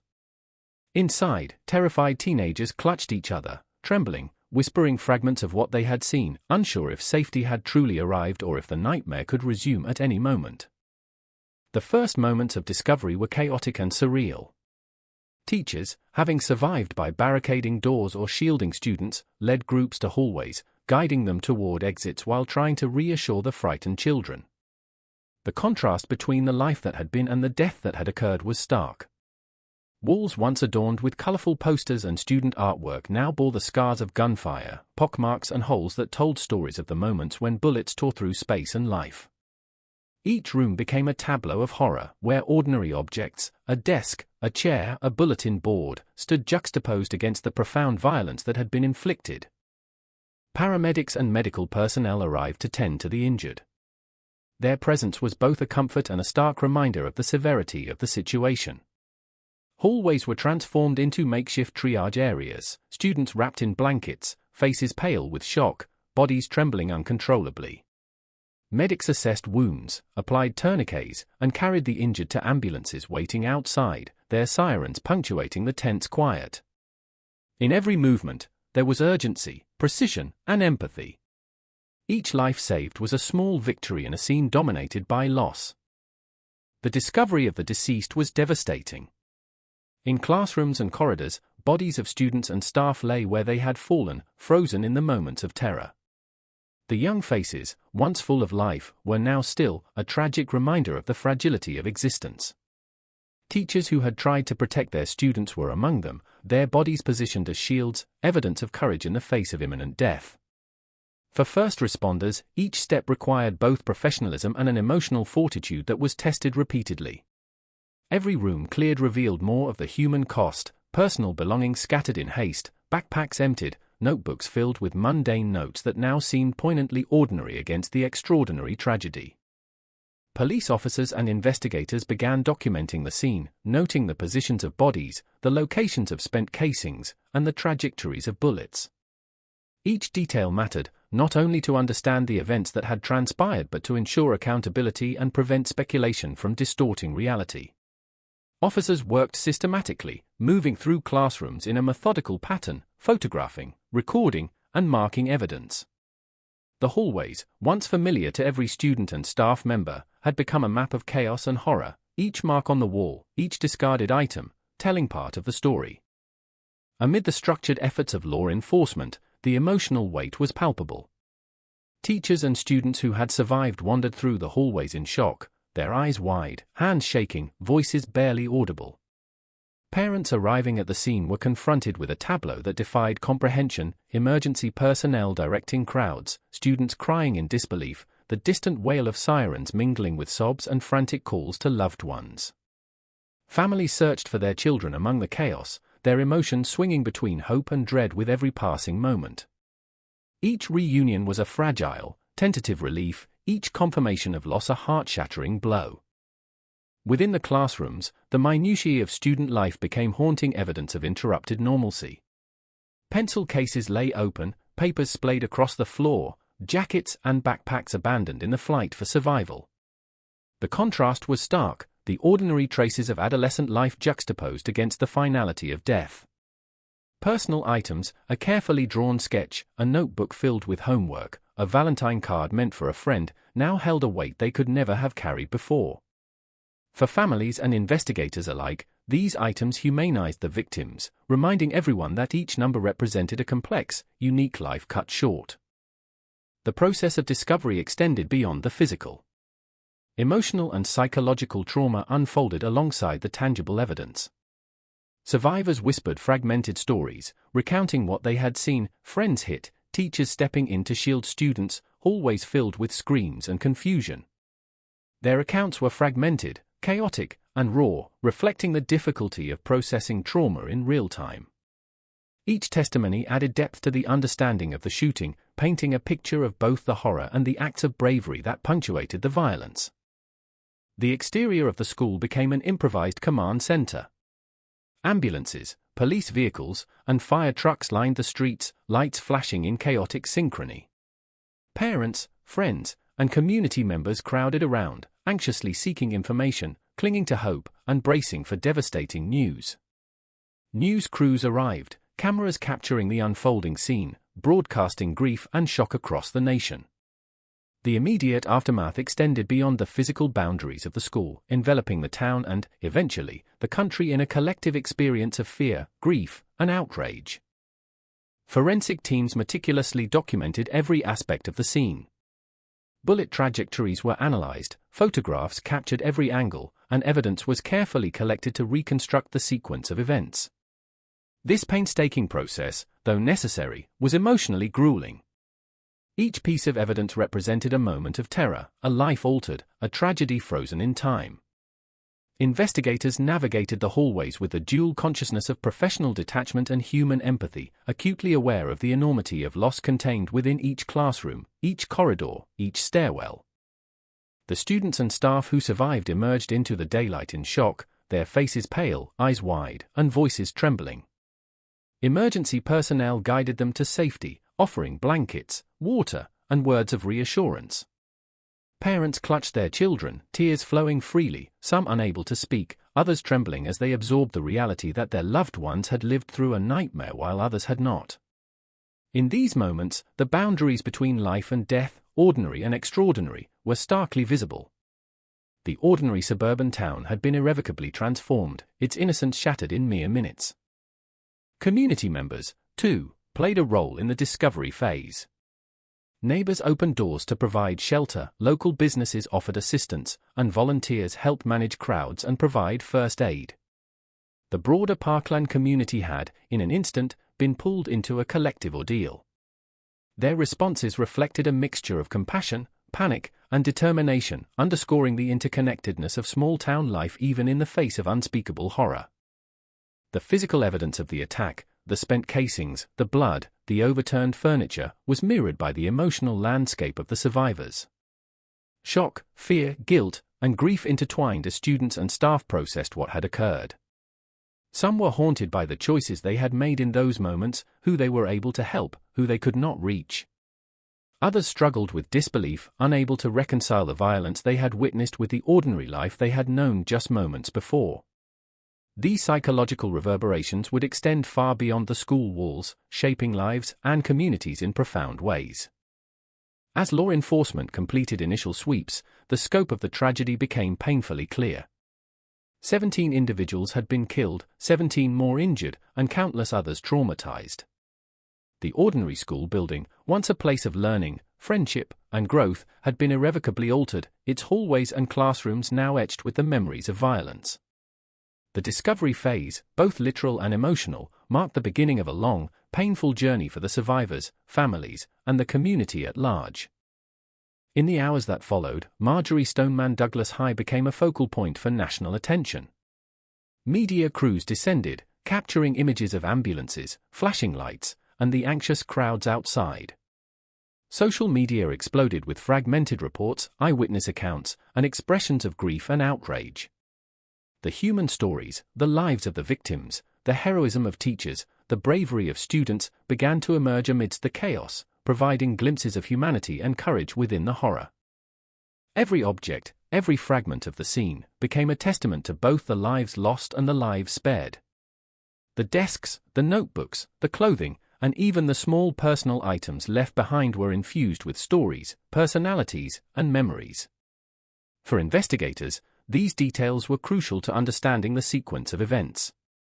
For families, they were sacred relics of lives interrupted, symbols of love, growth, and potential forever frozen in time.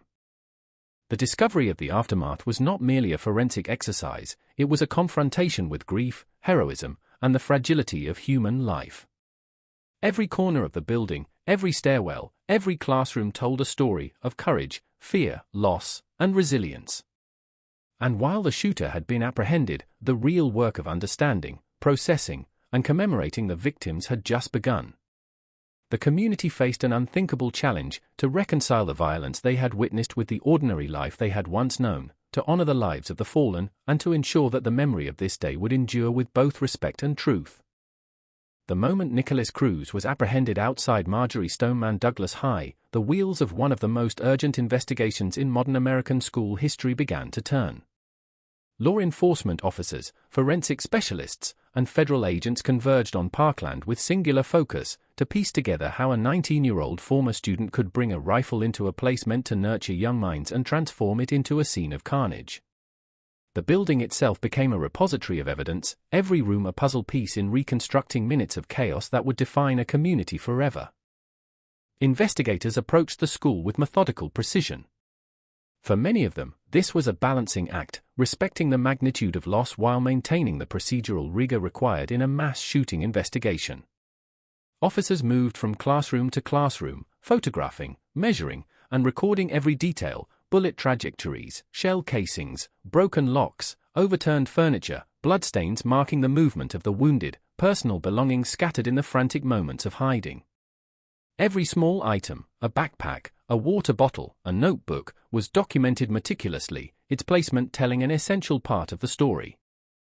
Meanwhile, outside the building, investigators coordinated with first responders to gather witness accounts. Survivors, students, teachers, staff were interviewed in rapid succession, their statements often fragmented, clouded by shock, adrenaline, and the trauma of what they had witnessed.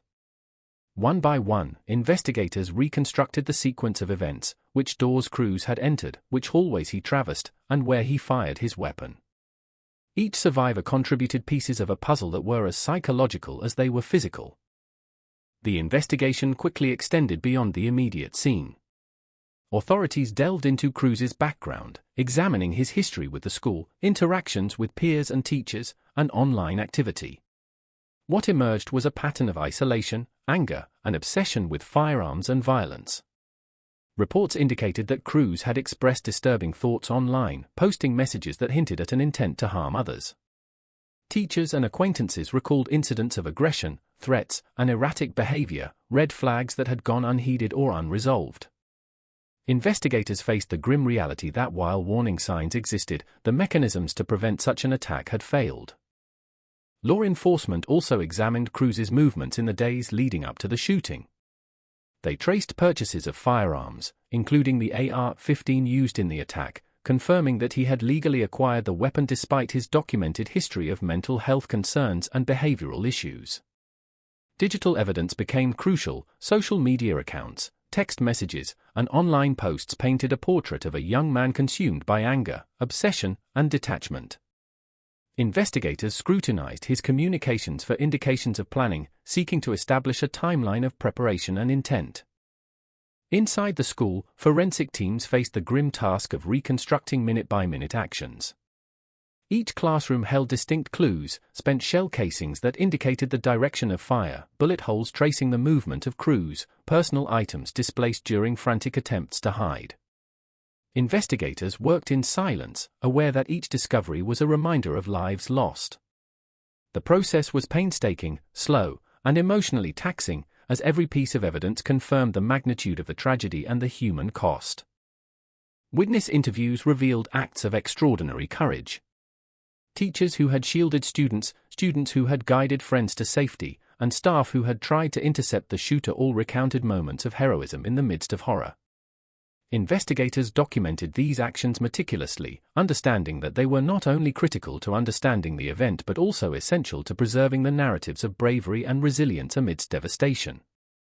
These accounts humanized the statistics, transforming numbers into stories of real lives tested under unimaginable pressure.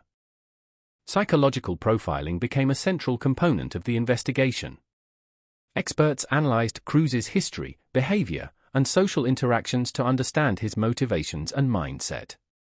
Patterns of alienation, fascination with firearms, and escalating aggression painted a picture of a troubled young man with complex psychological issues. Investigators considered prior encounters with law enforcement, school counselors, and community agencies, evaluating whether earlier interventions could have altered the trajectory that led to February 14, 2018. Authorities also had to navigate legal complexities while gathering evidence. Digital records, firearm transactions, and personal communications required careful handling to ensure admissibility in court.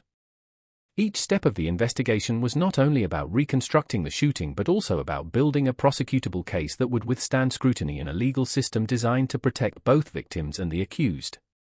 The pressure to act swiftly, accurately, and ethically weighed heavily on investigators, adding a layer of intensity to an already emotionally charged process. Community cooperation proved vital.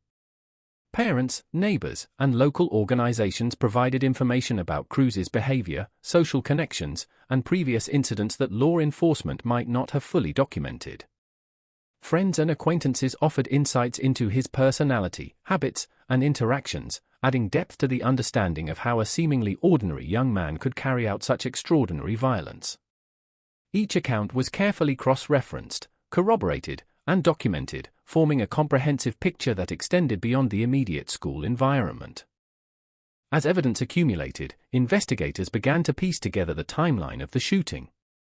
From Cruz entering the campus to his movement through classrooms and hallways, every decision and action was analyzed. Patterns emerged: the selection of targets, the speed of movement, the reactions of students and staff. These patterns informed not only the narrative of the event but also the legal strategy for prosecution. Each detail mattered, whether it was a door barricade, a whispered warning, or a life-saving intervention by a teacher, because it demonstrated both intent and impact. The investigation also focused on systemic failures. Authorities examined why warning signs, threats posted online, reports from school staff, and previous incidents of violence had not led to effective intervention. This scrutiny extended to local law enforcement, school administration, and mental health agencies, highlighting gaps in communication, resource allocation, and risk assessment. The findings prompted broader discussions about policy, prevention, and accountability, framing the Parkland shooting not only as an isolated tragedy but as a case study in institutional responsibility. In parallel, law enforcement worked to secure and analyze physical evidence.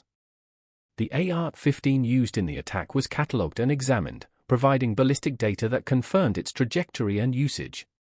Clothing, personal items, and surveillance footage offered additional layers of evidence, helping reconstruct both the shooter's movements and the responses of those around him. Forensic teams meticulously documented every surface, every angle, every trace left behind, aware that these details would be critical for both legal proceedings and historical record. The psychological and emotional impact of the investigation was profound. Investigators, some of whom were parents themselves, wrestled with the human cost of the crime while performing their duties. Each classroom entered, each piece of evidence processed, was a reminder of lives interrupted and futures stolen. For the families of victims, the investigation provided both closure and frustration, closure in understanding how the attack unfolded, frustration in knowing that preventive measures had failed despite warning signs. As the initial investigation phase concluded, authorities had established a clear sequence of events, identified all victims, and secured the evidence necessary to prosecute Cruz. The enormity of the task had revealed both the bravery and vulnerability of a community, the gaps in systems designed to protect, and the depth of human resilience in the face of terror. Every piece of evidence, every testimony, and every analysis would play a crucial role in ensuring that justice could be pursued with clarity, precision, and integrity. The investigation, though technical in nature, was also a profoundly human endeavor. It was about more than bullets, shell casings, or timelines. It was about understanding the psychological, social, and institutional factors that culminated in tragedy. It was about honoring victims by ensuring that the truth was meticulously documented, that those responsible were held accountable, and that lessons were learned to prevent future harm. In the days and weeks that followed, the Parkland investigation would expand to include federal agencies, mental health experts, and policy analysts, all working to answer a central question: how could a community, a school, and a nation recognize the signs and prevent a tragedy of this magnitude? The investigative process became a blueprint, highlighting the intersection of law enforcement, mental health, education, and policy, and exposing the cracks that allowed a young man to carry out one of the deadliest school shootings in modern American history. The investigation into the Parkland shooting had begun meticulously, painstakingly documenting every detail, interviewing witnesses, and piecing together the chaotic events of February 14, 2018. Yet even as the evidence accumulated, investigators knew that the heart of the case, understanding the why behind such an atrocity, remained elusive.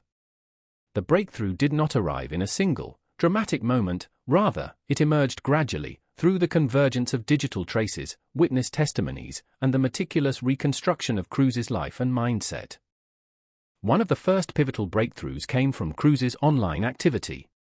Investigators scrutinized his social media posts, searching for anything that could indicate planning, premeditation, or warning signs that had been missed. Patterns emerged quickly. Cruz had posted images of firearms, shared disturbing thoughts about violence, and in some cases, explicitly mentioned an intent to hurt others. These posts, when mapped against his personal history and prior behavioral reports, revealed a mind obsessed with destruction, isolated from normal social connections, and increasingly detached from the world around him. It was a chilling confirmation that the shooting had been planned, at least in part, and not a spontaneous eruption of anger. Witness testimonies added another layer of clarity. Friends and acquaintances described Cruz as increasingly withdrawn, volatile, and fixated on weapons. Teachers recalled incidents in which he had threatened classmates, displayed aggressive behavior, or made cryptic statements hinting at violence. While many of these warning signs had been noted, they had not prompted effective intervention. These recollections became essential pieces of the puzzle, establishing a history of behavior that contextualized the attack and reinforced the premeditated nature of his actions. Investigators also focused on Cruz's movements leading up to the shooting. Surveillance footage from local stores, his purchase history at gun shops, and receipts for ammunition painted a clear timeline. Each step was deliberate, purchasing firearms legally, acquiring magazines, and transporting them without arousing suspicion. The evidence demonstrated a careful orchestration, a methodical preparation that had been occurring long before he entered the school with a rifle in hand. By linking these activities to his online posts and personal history, authorities constructed a timeline that bridged the gap between intention and action. A key breakthrough emerged from interviews with Cruz himself after his apprehension. In the hours following his arrest, he was cooperative, offering fragments of insight into his mindset. He admitted to planning the attack and acknowledged his familiarity with the school and its routines, indicating a calculated approach rather than impulsive violence. Investigators noted his lack of overt remorse in some moments, replaced instead by detachment or emotionless recounting of events. These interviews were crucial in establishing both intent and the psychological framework that had driven his actions, providing clarity that physical evidence alone could not convey. Forensic analysis of the weapon and ammunition offered further insight. Ballistics confirmed the trajectory of bullets in classrooms and hallways, correlating with eyewitness accounts. Investigators could determine not only the sequence of his movements but also the areas of highest impact, shedding light on his focus and target selection. These details, while technical, were pivotal in reconstructing the shooting with accuracy, allowing the authorities to narrate the events in both chronological and spatial clarity. The investigation's breakthrough was also informed by the pattern of his pre-shooting behavior. Cruz had a history of confrontations with peers, disciplinary actions at school, and reported threats that, in retrospect, formed a consistent narrative of escalating aggression. By collating police reports, school records, and mental health referrals, investigators identified a chain of events that had gone unaddressed or inadequately mitigated. This chain offered critical insight into systemic failures, how warning signs had been noted but not acted upon, leaving an embittered, unstable young man capable of catastrophic violence. Digital forensic work played a decisive role in understanding intent and planning. Investigators recovered text messages, deleted posts, and other online activity that confirmed Cruz had contemplated the attack in advance. Some messages expressed violent fantasies, others hinted at his obsession with firearms and mass shootings. Each piece of evidence painted a portrait of a mind increasingly isolated, consumed by destructive impulses, and moving toward action without external intervention. These digital breadcrumbs bridged the gap between psychological profiling and tangible proof of premeditation.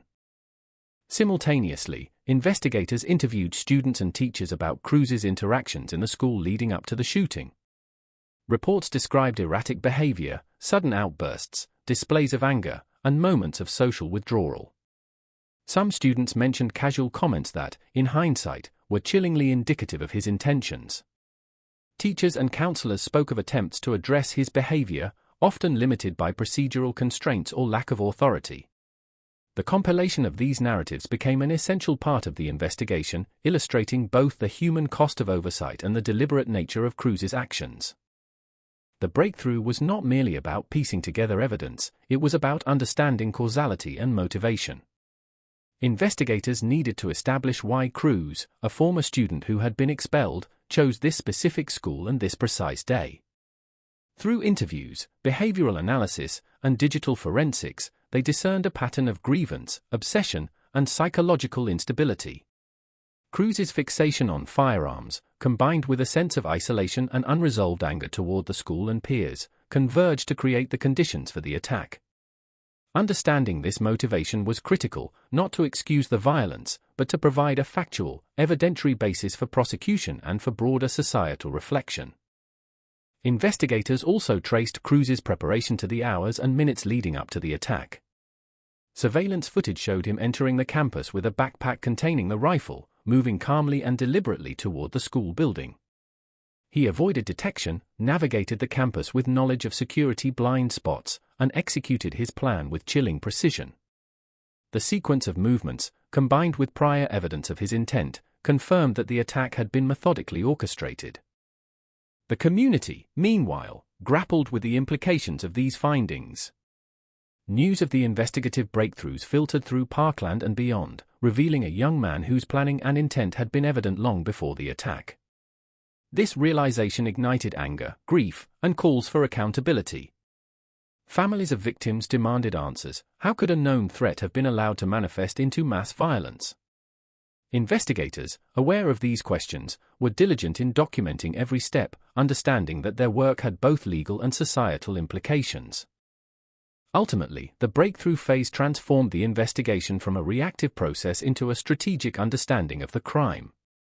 The combination of digital evidence, eyewitness accounts, psychological profiling, and forensic analysis created a multidimensional picture of the attack, revealing not just what happened, but why and how.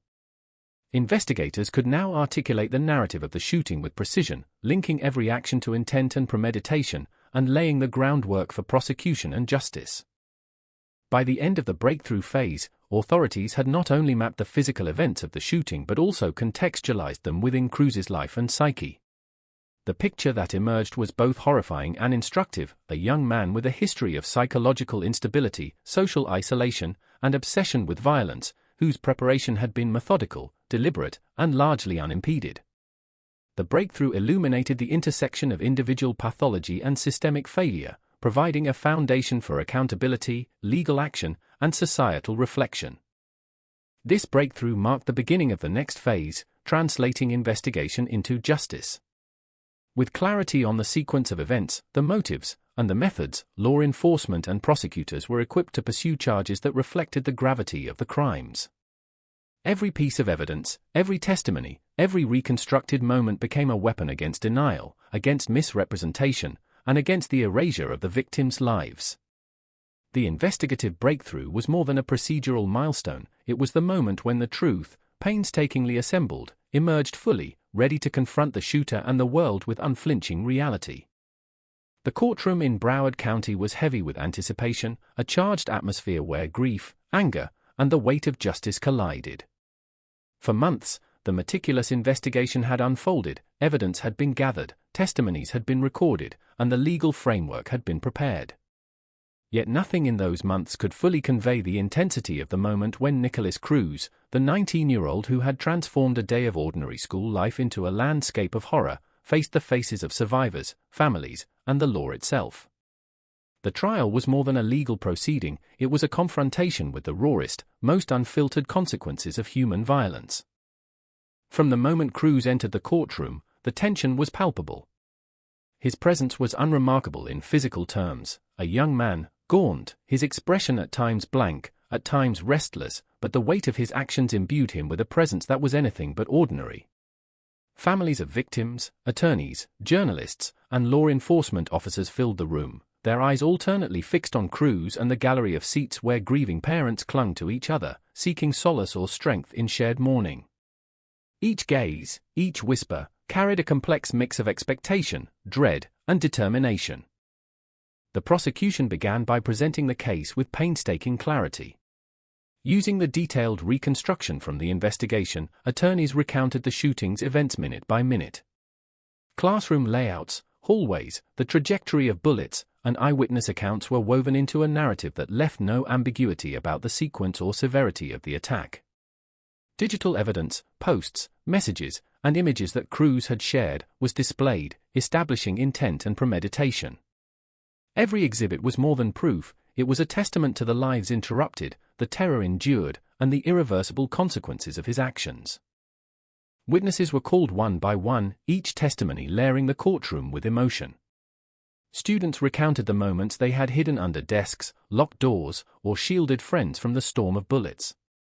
Teachers spoke of their courage and desperation, their voices cracking under the strain of reliving horror that they had hoped to forget. Families of victims described the quiet moments before the attack, their laughter and routines that had been shattered in an instant. The courtroom became a stage where grief and resilience coexisted, where the human toll of the crime was made undeniable.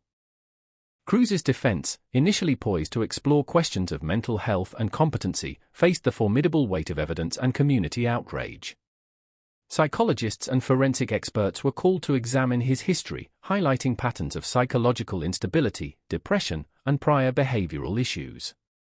Yet these assessments, while providing context, could not obscure the brutality and deliberateness of the shooting.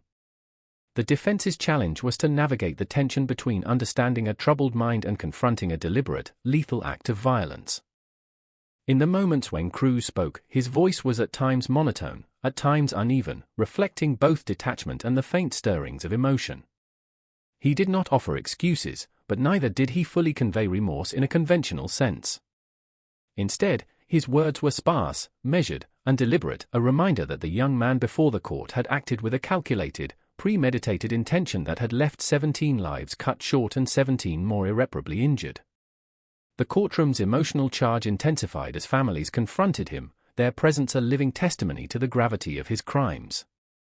The prosecution highlighted the premeditation that had emerged from the investigation.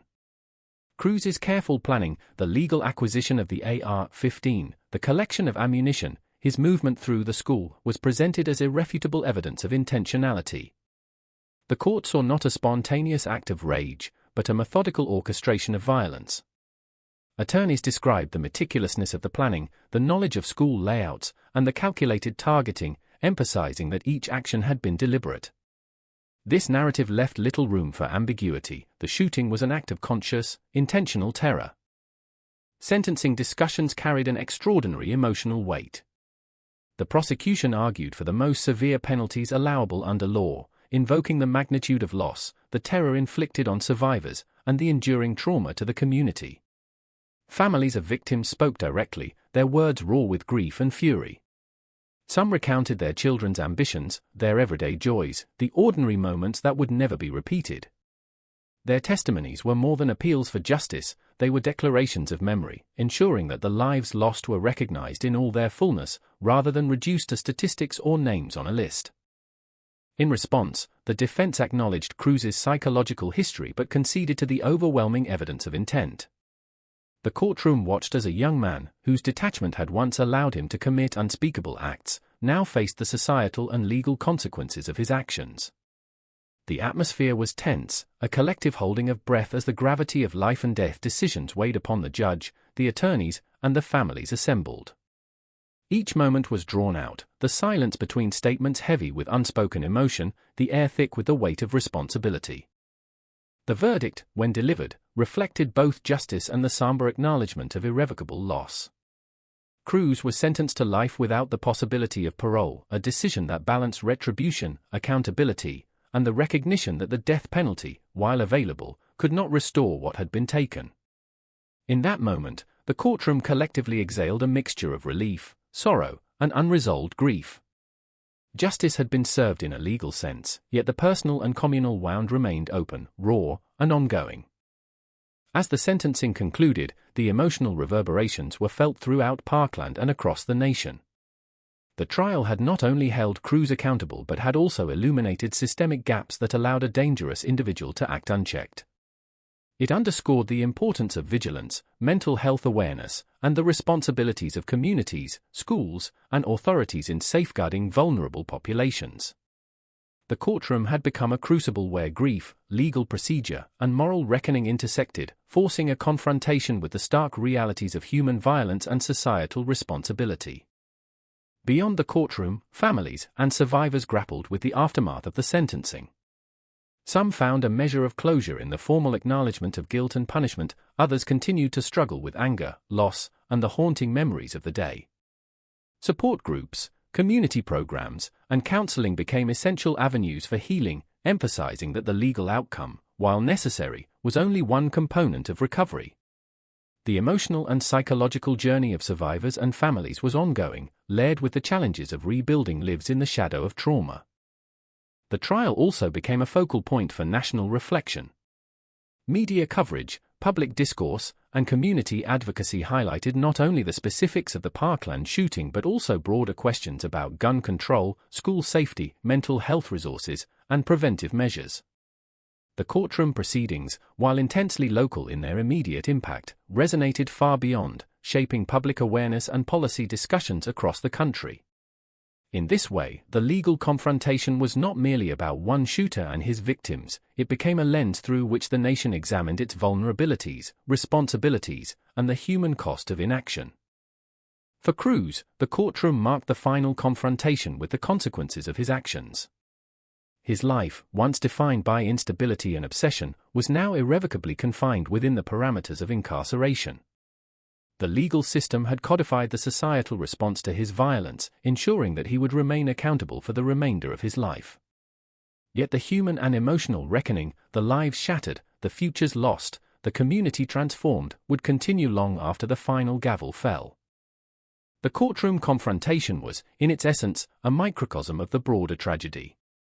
It captured the tension between legal procedure and moral reckoning, between accountability and grief, between individual action and communal consequence.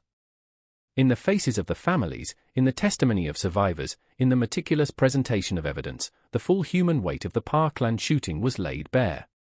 It was a reminder that justice, while necessary, cannot undo harm, and that remembrance, advocacy, and vigilance are essential complements to the formal processes of law.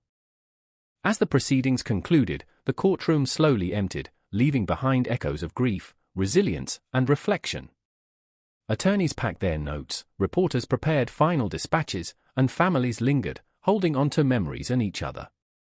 The trial had provided clarity, accountability, and a legal endpoint, yet it also underscored the enduring human consequences of violence, trauma that transcends courtroom walls, community bonds tested and strengthened, and a nation forced to confront the fragility of life in the face of deliberate harm.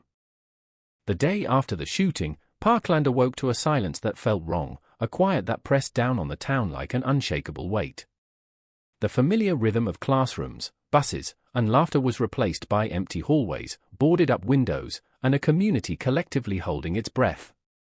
Parents who once sent their children to school without fear now faced a reality in which innocence had been violently stripped away. Survivors navigated a landscape of trauma, stepping gingerly through streets, classrooms, and memories that had been forever altered. Every corner of Marjorie Stoneman Douglas High became a reminder of lives lost, friendships shattered, and futures interrupted. In the immediate aftermath, emergency response teams and counselors mobilized to address the emotional and psychological toll. Mental health professionals were deployed to the school, the community center, and local churches to provide support to students, staff, and families. Grief counselors worked with teenagers who had witnessed their friends fall, who had barricaded doors in panic, or who had held their wounded classmates in terror.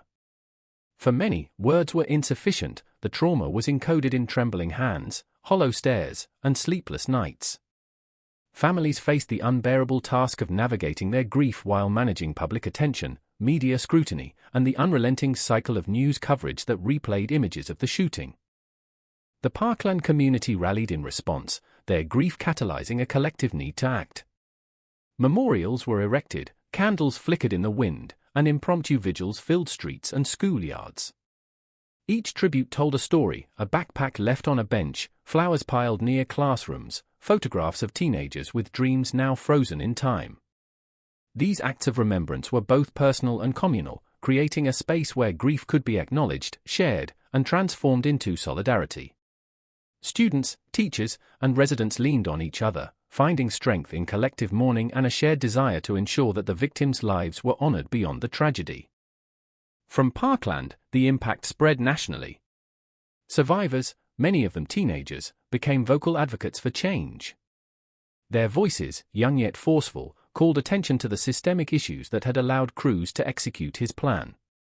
The most notable response came through the March for Our Lives movement, a student-led initiative demanding stricter gun control laws, improved school safety measures, and accountability from legislators. Students used social media, press conferences, and public demonstrations to amplify their message, transforming personal tragedy into political action. The movement resonated with millions, reflecting not only outrage but also a determined refusal to accept violence as inevitable. Policy discussions emerged in the wake of the shooting, both at the state and federal levels. Lawmakers in Florida, under immense public pressure, passed legislation aimed at tightening restrictions on firearm purchases, implementing age requirements, and creating protocols for reporting and addressing behavioral red flags in schools. Nationally, debates over the Second Amendment, school security, and mental health funding intensified. The Parkland shooting became a touchstone for policymakers, advocates, and communities, a stark illustration of the consequences of systemic oversight and inaction. Within the school itself, the rebuilding process was both physical and emotional. Classrooms were repaired, security measures upgraded, and counseling programs expanded. Yet no amount of physical renovation could erase the memories etched into hallways and walls. Teachers returned to classrooms carrying the weight of trauma, tasked with fostering an environment of learning while addressing the lingering psychological scars. Students, some returning after weeks or months, faced the challenge of reclaiming a sense of normalcy while grieving friends who would never walk beside them again. The school became a living testament to resilience, a place where courage and vulnerability coexisted. Families of victims found themselves navigating multiple roles: advocates, mourners, and keepers of memory. Many became public voices, speaking at vigils, in media interviews, and before legislative bodies. Their advocacy ranged from pushing for gun control measures to promoting mental health awareness and ensuring school safety reforms. Each family's journey was unique, yet collectively, they represented a force determined to create meaning from loss, transforming grief into action and memory into policy influence. The psychological toll on survivors and the wider community was profound. Post-traumatic stress disorder, anxiety, depression, and survivor's guilt were common among students and staff.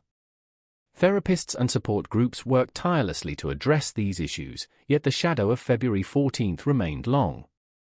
Everyday triggers, fire alarms, loud noises, crowded hallways, could transport students back to the moments of terror. Healing was not linear, progress was punctuated by setbacks, and each anniversary, each media report, each legal proceeding reopened old wounds. Yet the persistence of counseling programs, peer support networks, and community initiatives provided vital scaffolding for recovery. Media coverage of the aftermath brought both attention and complexity. National and international outlets highlighted the heroism of teachers and students, the community's resilience, and the broader policy implications. However, the intense coverage also risked re-traumatizing survivors and families, forcing them to relive moments of terror in front of a global audience. Advocacy groups worked to balance transparency with sensitivity, ensuring that the public remained informed while protecting the dignity and well-being of those most affected. In the months following the shooting, the Parkland community began to confront deeper questions. How could a tragedy like this happen despite warnings? What changes were necessary to prevent recurrence? How could grief be channeled into meaningful action? The answers were not simple, but collective reflection led to initiatives such as threat assessment teams in schools, student-led safety programs, and partnerships with mental health agencies. These measures, while unable to erase the past, sought to create a safer and more aware environment for future generations. Nationally, the shooting catalyzed conversations about the intersection of gun ownership, mental health, and school security. Experts debated the adequacy of existing laws, the importance of behavioral monitoring, and the need for resources that could identify and address warning signs before they escalated into tragedy. The Parkland shooting became a case study in risk assessment, prevention strategies, and the ethical responsibilities of communities and institutions tasked with protecting youth. As time passed, the movement for remembrance and advocacy continued. Annual vigils, scholarships in memory of victims, and ongoing campaigns for legislative change kept the legacy of the shooting in public consciousness. Survivors and families transformed personal tragedy into civic engagement, ensuring that the story of February 14 was not confined to a single moment of horror but became an enduring call to action. The aftermath was also a period of introspection for the nation. Citizens, educators, and policymakers grappled with uncomfortable truths, that violence could erupt in even the most ordinary settings, that warning signs could go unheeded, and that societal structures could fail vulnerable populations. The Parkland shooting, while deeply personal to those directly affected, became a mirror reflecting broader systemic vulnerabilities and the human cost of inaction. For Parkland, the community response was a testament to resilience. Schools reopened, neighborhoods healed incrementally, and survivors reclaimed pieces of their daily lives, even as memories lingered. Advocacy continued, policy evolved, and stories of courage persisted. Yet underlying all progress was the awareness that life had irrevocably changed. The physical and emotional landscapes bore the imprint of February 14th, a day of terror and loss that demanded recognition, remembrance, and a commitment to prevent repetition. Ultimately, the aftermath was not a single event but a continuum, a process of reckoning, healing, and action. The Parkland community, while scarred, emerged with a renewed sense of purpose, channeling grief into advocacy, memory into vigilance, and tragedy into the forceful assertion that such violence must never be ignored. The legacy of the shooting extended far beyond local borders, shaping national discourse, inspiring youth-led activism, and reminding a nation of the stakes involved when warning signs are missed and action is delayed. As news of the Parkland shooting spread, it exploded across every platform, television screens, social media feeds, and newspapers across the country and beyond. The immediacy of the coverage created a surreal juxtaposition, communities watching the horror unfold in real time, while Parkland itself struggled to grasp the reality of what had occurred just blocks from homes, parks, and local businesses. The media became both a lens and a conduit, transmitting grief, anger, and disbelief to audiences who, until that day, had viewed mass shootings as distant tragedies rather than intimately relatable events. Initial coverage was frantic, chaotic, and often contradictory, mirroring the confusion on the ground. Reports streamed in of multiple casualties, survivors trapped in classrooms, and emergency responders converging on the school.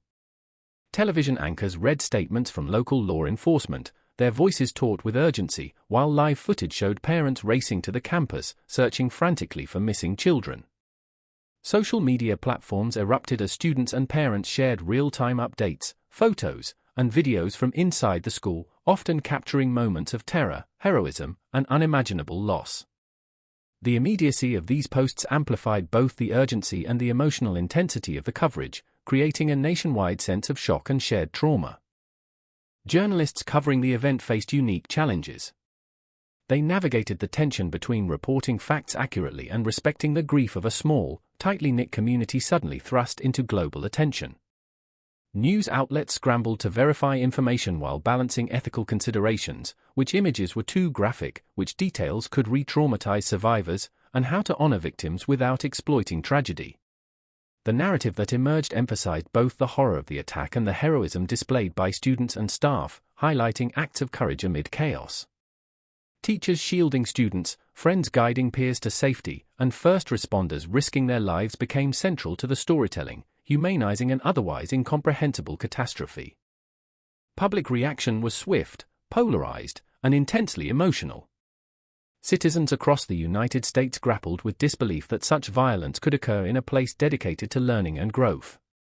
Social media platforms became arenas for debate, with some expressing outrage over perceived failures in school safety, law enforcement, and gun regulations, while others focused on the role of mental health in preventing violence. Hashtags like Parkland Strong, Never Again, and March for Our Lives surged in popularity, transforming individual grief and concern into collective action and public advocacy. These movements were fueled by survivors, many of them teenagers, whose articulate, forceful voices demanded legislative change and national attention. The shooting also provoked a reckoning with media ethics. Coverage of Cruz himself, his history, personality, and behavior was scrutinized for potential sensationalism. News outlets faced criticism for emphasizing the shooter rather than centering victims, prompting debates over how to balance the public's right to know with the moral imperative to prevent glorification of violence. Analysts and commentators debated the impact of social media in shaping both the attack's planning and its aftermath, questioning how digital platforms could serve as conduits for both warning signs and amplification of harmful behavior. Survivors became unlikely public figures. Teenagers who had once navigated high school hallways with ordinary teenage concerns now stood before national audiences, testifying before Congress, appearing on news programs, and speaking at rallies. Their voices were direct, urgent, and emotionally charged, demanding action from a political system that had long struggled to address the epidemic of gun violence in schools. These students framed the narrative not only as a story of loss but as a call to responsibility, connecting their personal trauma to national policy debates and cultural awareness. Cultural response extended beyond media coverage and political advocacy. Documentaries, feature stories, and investigative reports explored both the shooting and the systemic failures that had enabled it. Filmmakers, journalists, and writers sought to contextualize the event, examining the intersections of mental health, school safety, firearm accessibility, and societal neglect. In classrooms, community centers, and universities, the Parkland shooting became a case study for discussions on risk assessment, adolescent psychology, and the role of media in shaping public understanding of trauma and violence. The public discourse was intense, often contentious. Social media debates polarized communities, with heated arguments over gun rights, school security measures, and the effectiveness of legislative proposals. Yet amidst the tension, a remarkable movement of youth advocacy emerged, fueled by survivors who refused to be silenced. Their efforts were both strategic and symbolic, leveraging media attention to organize marches, petitions, and speaking engagements that demanded legislative action. This movement demonstrated the power of a generation directly affected by violence to influence national discourse, challenging political inertia and societal complacency. Media coverage also captured moments of profound grief and resilience. Parents, siblings, and friends of victims shared their sorrow openly, their words resonating far beyond Parkland. Vigils, memorials, and public statements were broadcast worldwide, providing visual and narrative touchpoints for collective mourning. The juxtaposition of tragedy and heroism created a complex narrative landscape. Stories of courage, love, and community strength emerged alongside the grim realities of loss, fear, and institutional failure. The influence of the media extended into policy debates. Coverage of Parkland sparked legislative proposals at state and federal levels, highlighting inconsistencies in gun regulation, school security protocols, and threat assessment procedures. Lawmakers, pressured by public opinion and relentless survivor advocacy, introduced measures to raise the legal age for firearm purchases, mandate background checks, and enhance mental health resources in schools. National attention intensified discussions about the societal responsibility to protect children, with the Parkland shooting serving as a reference point for evaluating risk, accountability, and preventive strategies. At the same time, media and public reaction magnified the emotional toll on survivors and families. The relentless focus on the event, the shooter, and ongoing political debates often re-traumatized those directly affected. Social media commentary, while a platform for advocacy, also exposed survivors to criticism, disbelief, and threats.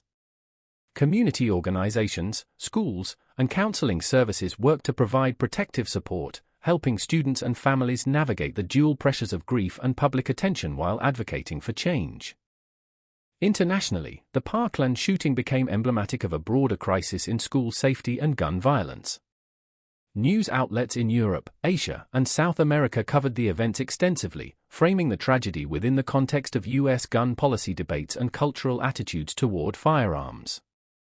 Global audiences grappled with the same questions Americans faced. How could such violence occur in a school? What were the warning signs? And what systemic failures allowed a troubled individual to act unchecked? The case became a lens through which other nations examined the intersection of law, culture, and youth vulnerability. Perhaps the most lasting impact of media coverage and public reaction was the empowerment of survivors. Their ability to transform grief into activism, articulate their experiences with clarity and passion, and demand change was magnified through both traditional media and social platforms. The voices of Parkland students, once silenced by fear and trauma, became central to a national conversation about violence, responsibility, and societal values. They shifted the narrative from one of passive victimhood to active agency, demonstrating that even in the aftermath of incomprehensible loss, meaningful influence and advocacy were possible. The media's role in shaping public perception, documenting the human toll, and amplifying advocacy underscored a broader truth: the Parkland shooting was not merely an isolated act of violence but a catalyst for national reflection, debate, and action. Coverage ensured that the event would not fade into obscurity, that the victims' stories would be remembered, and that systemic weaknesses would be scrutinized.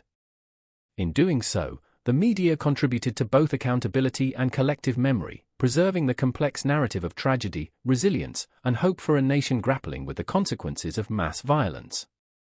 In the weeks and months following the shooting, media attention evolved from breaking news to investigative reporting, human interest stories, and cultural commentary. Documentaries chronicled the lives of victims, the courage of survivors, and the responses of families. Analytical pieces examine policy failures, psychological factors, and preventive measures. Social media campaigns continued to mobilize youth advocacy, leveraging global networks to amplify the call for reform.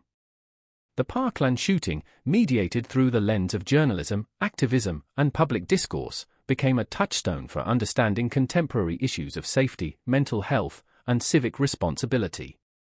Ultimately, the media and public reaction to the Parkland shooting reflected a society grappling with grief, outrage, and the urgent need for change.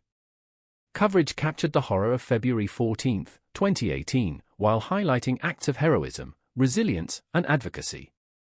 Public discourse, though often contentious, catalyzed a movement for reform and remembrance. Survivors transformed trauma into agency, families turned grief into advocacy, and communities mobilized to honor those lost while seeking to prevent future tragedies. The Parkland shooting, as mediated through the eyes and voices of journalists, commentators, and citizens, became both a national reckoning and a testament to the enduring power of human courage and collective response in the face of unspeakable violence.